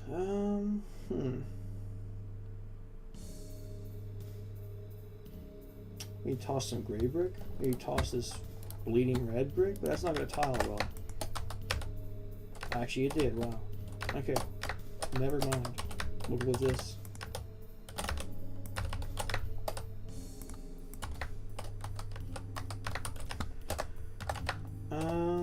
Probably go orange for here. Because you used yellow and red elsewhere. And that orange one just looks so nice. There's no reason why we can't use that.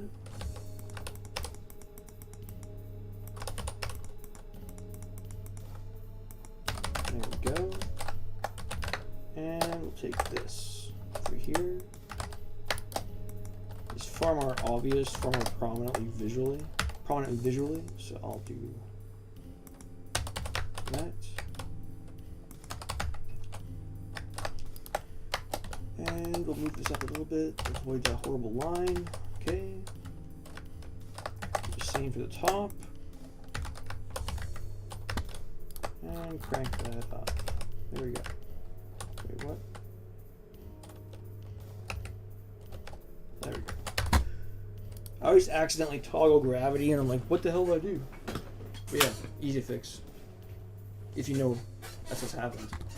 When I first started off and I pressed G by accident, I'm like, why am I stapled to the ground now? You know?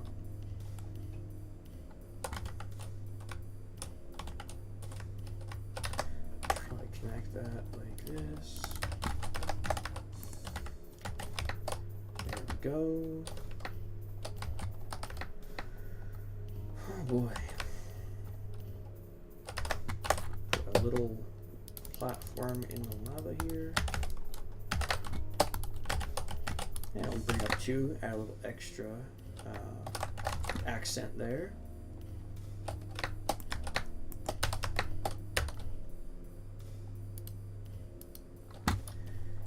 Okay, what else do I need to do here? Oh, I can probably get rid of that. Yeah, there we go.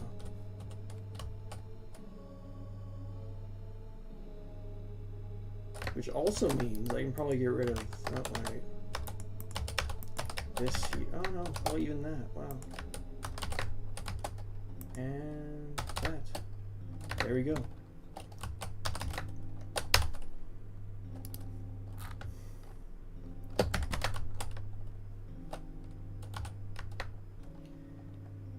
Now I got half a mind to do a quick little sprint around just to make sure I haven't messed anything up. So I think I'm going to do that real quick. After I fix that light. Which obviously these lights are intentionally misaligned. But here's my point. If you were to look at this texture, this stained glass shadow texture here, would you by instinct know that that's unaligned? Well, let's get that big separation up. Let's say this. Would you look at that texture and go, that's unaligned? I don't think I would on the first go. So for a circular light array, it kind of makes sense. You don't have too many other options in this texture pack. You can always go about changing it, like you find something better, but so far I have yet to find something better. So.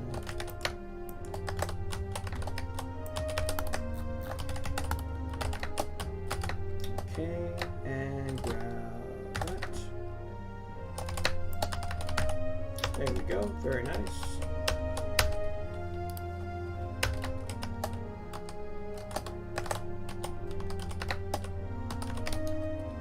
Okay, do I have anything else I need to do here before I start dropping items? Probably not. Although,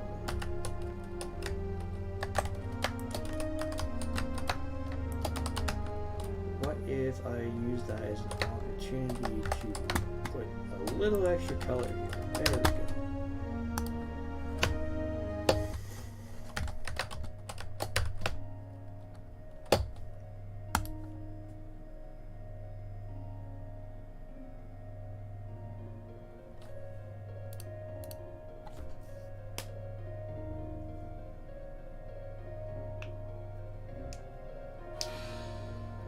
Okay.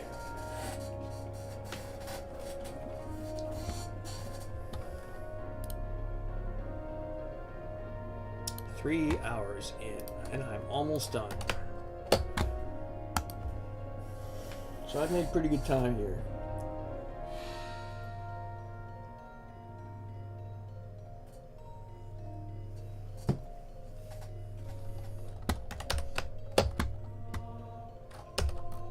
Alright, item placement time. Put all of our ammo down.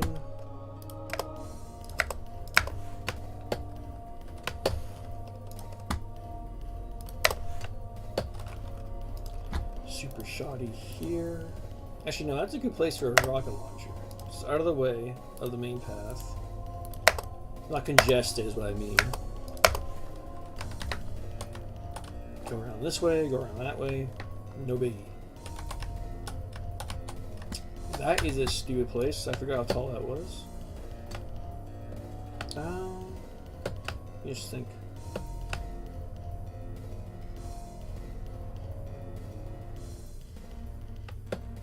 Yeah, why not right next to it? Plasma, why not?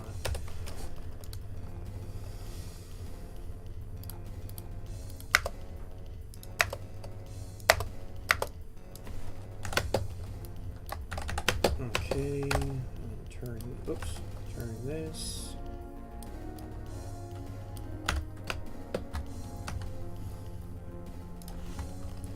Couple armor bonuses to exaggerate that thing's location.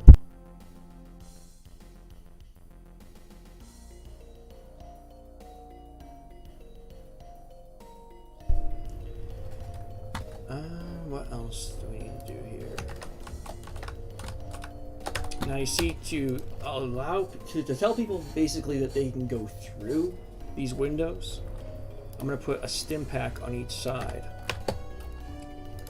And what that will do is it will educate people that those are in fact not impassable. You can go through them. Because why else would there be an item to pick up there, right? Medkit here, medkit here. Backpack here. With a couple packs of shells next to it. Why not? That'll look good. Box of rockets. Cell charge. Cell charge. Box of rockets.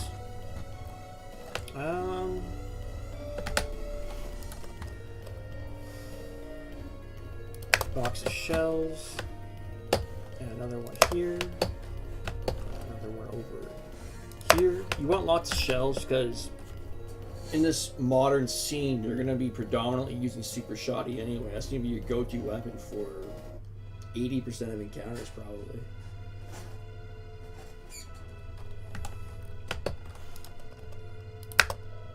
Individual rockets here.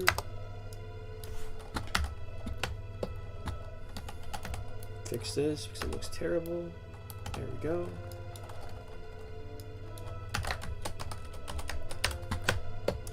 Oh no, it's probably too close to super for a spawn. Pardon me.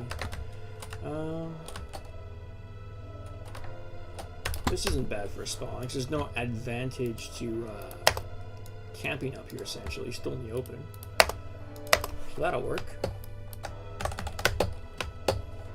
Put one here.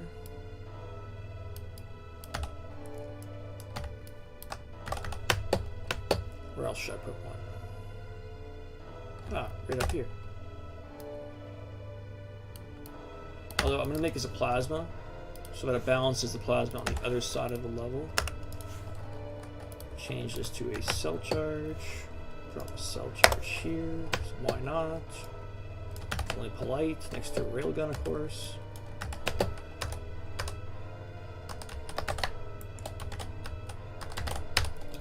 we go.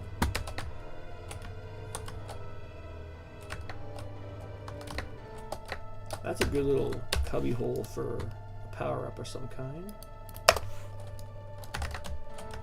Oh, pardon me, a rocket box will work. Stim pack here, stim pack here. Stim pack here, stim pack here.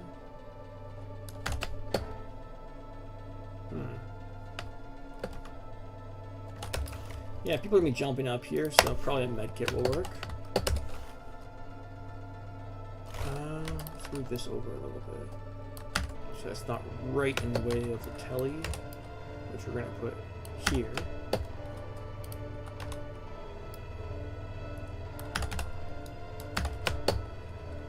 Okay, now here's probably where I put a surplus, pardon me, let's try to say two things at the same time. Surplus super shoddy.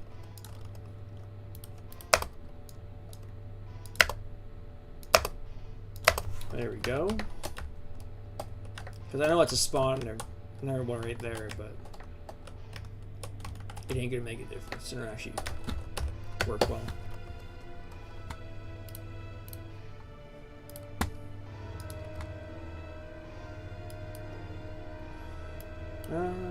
Box of ammo there will be good. Box of rockets. Box of shells. Another box of ammo. Never have too much of that nonsense. Health to accent that medkit a bit. This should probably be another good place for a spawn. Which there's a rocket way over here. I should probably put a rocket over here.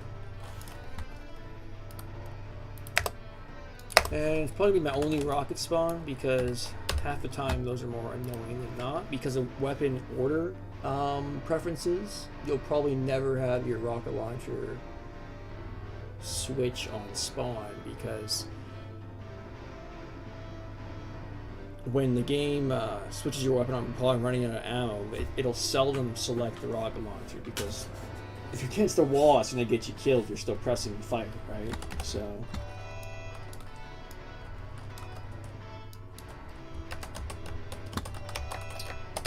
okay, what else do I need here? Obviously spawns. I already know where all my spawns are going to be.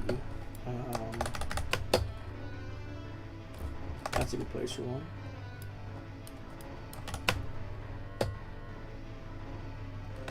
So 1, 2, 3, 4, 5. One more would be nice. I just don't want to get too close to this super here. Supercharge.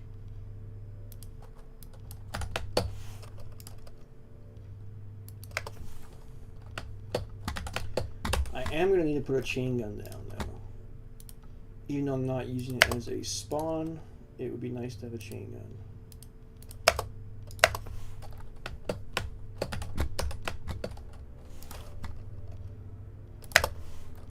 Okay. And obviously, obviously, if a player looks at this rugged little staircase, they're going to know, oh, I can go up that. But it's still good to try to draw their eye to it.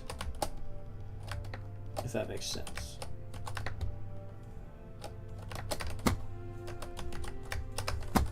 Put a rocket here.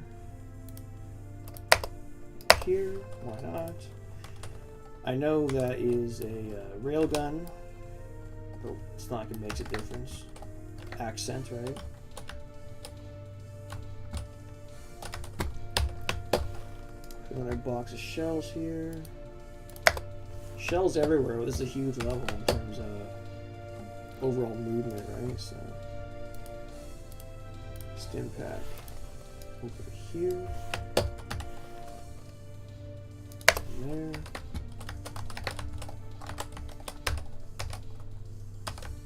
Okay.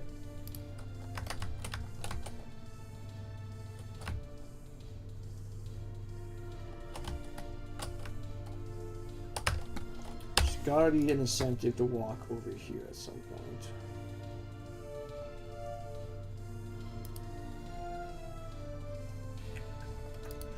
Cell charge, perhaps. Which might even serve to emphasize the sniping range. That is, if you're theoretically lucky enough to get from here up to here without dying, which it'll happen, and it'll happen all the time, you know?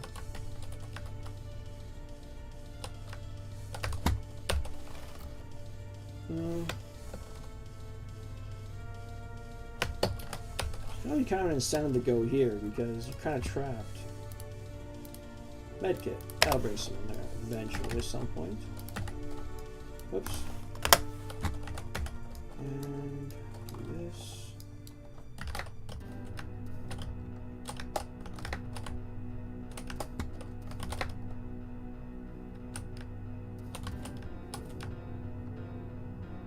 Oh, I can put a nice torch up here.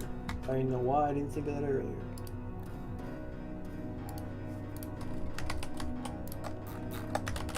go. Any other locations I can drop a torch without it impeding? Doesn't really seem like it. No, it does not really seem like it. Okay. Let's get those spawns dropped.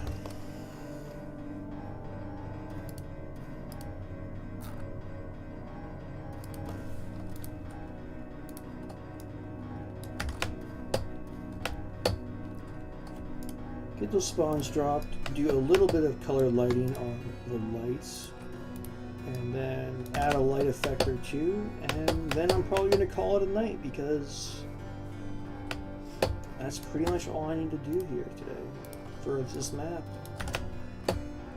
I would say this one went successful as well.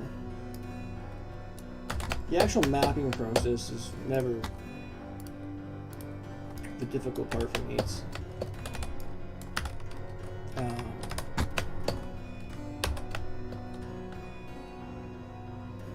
yeah, the mapping part itself is not too hard for me usually. Okay, see here, 1, 2, 3, 4, 5. Probably want 6. Do I want 6?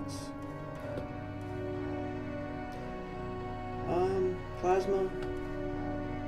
You know what? I'm gonna do a chain gun spawn. It's actually not a bad idea in this level. There we go. 6 spawns. And I'll put another backpack here. There we go.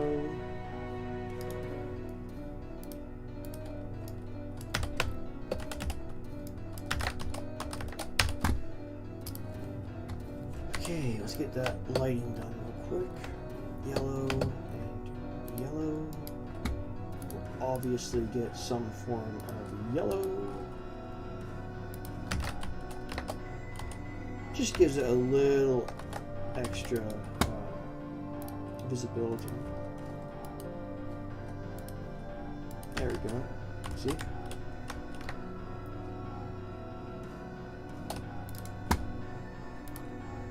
And I'm probably going to stick to the presets because I'm adding the same color to the same color, right? So it makes sense to go for the darker presets than trying to adjust things myself. And these red ones will actually look kind of interesting, especially the lava underneath.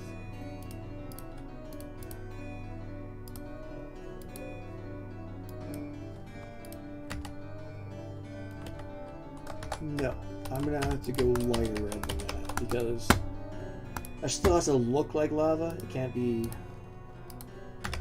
That's better. Let you know there's a red light above, but you can still see that that's orange lava.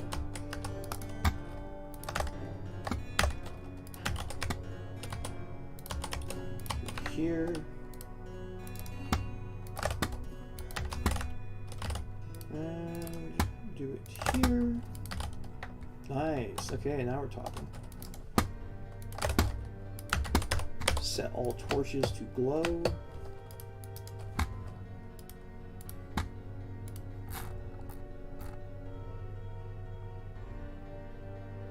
Hello, where's the glow? Oh, there it is. Okay, very nice. Set a couple of these to flicker. That one and that one.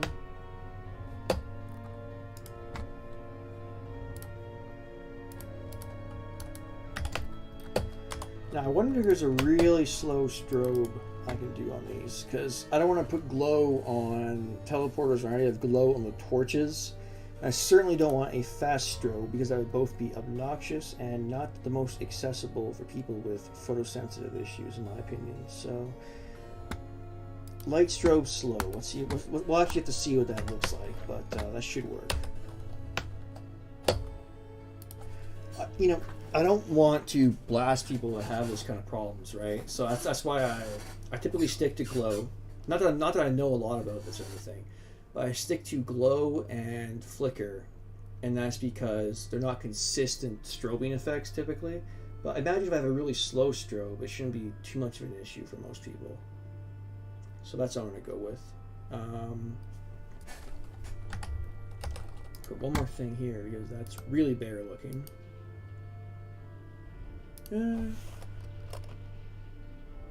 Yeah, why not put a rocket launcher there? Whatever.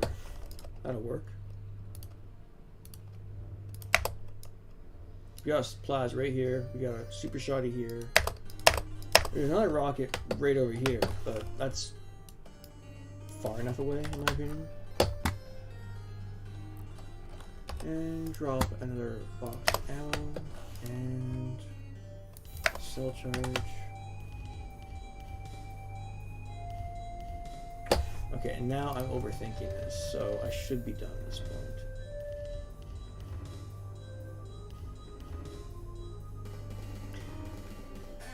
Yeah, so I'm going to do my quick traipse around the map, and then I'm going to call it a night. And it's being 3.5 hours, so that's perfect. That's right on par. There we go. It's honestly pretty nice. I'm actually really glad I got Gothic today because I've made maps before this, so I kind of knew what to expect.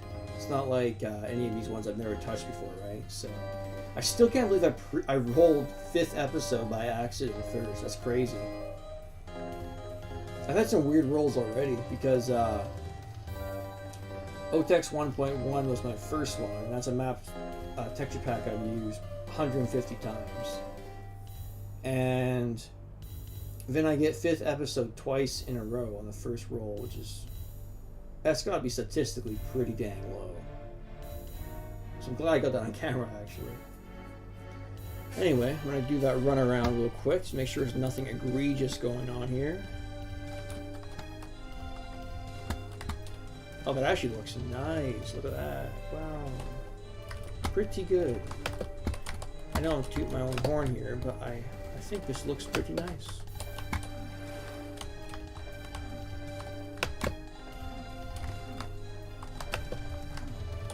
And I barely touched the curve tool. I did it for the pillars because obviously you're going to use it for pillars. I flared this ever so slightly, those two, and that's it. That is literally it. The rest I'll do by hand for the natural curve stuff and the, well, you know, the teleport lights, whatever. But that all makes sense at least. The main angulars I've kept for main 45s, you know, for the corners of the castle, because that's a little bit of a brutalist angle, in my opinion. Just running around to make sure I didn't leave any massive patches on the texture. Doesn't look like it.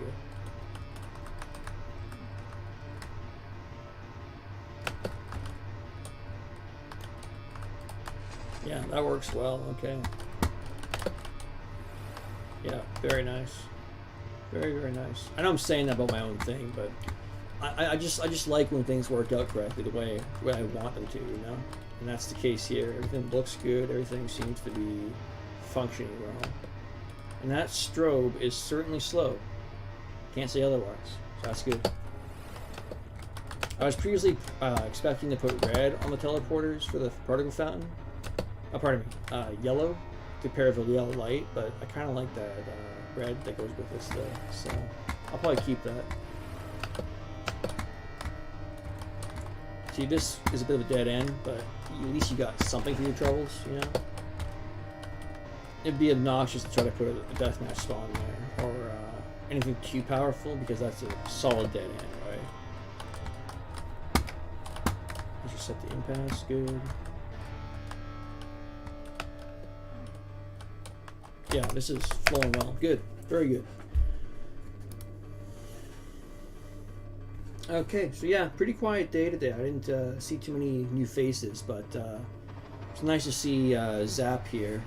I was able to go through some detail on some mapping theories, so that was always fun. But I am going to call it a night. I think I need one map in me today. Not a problem, though. I'll probably be on tomorrow. Do another one of these, but yeah, until next time, see ya.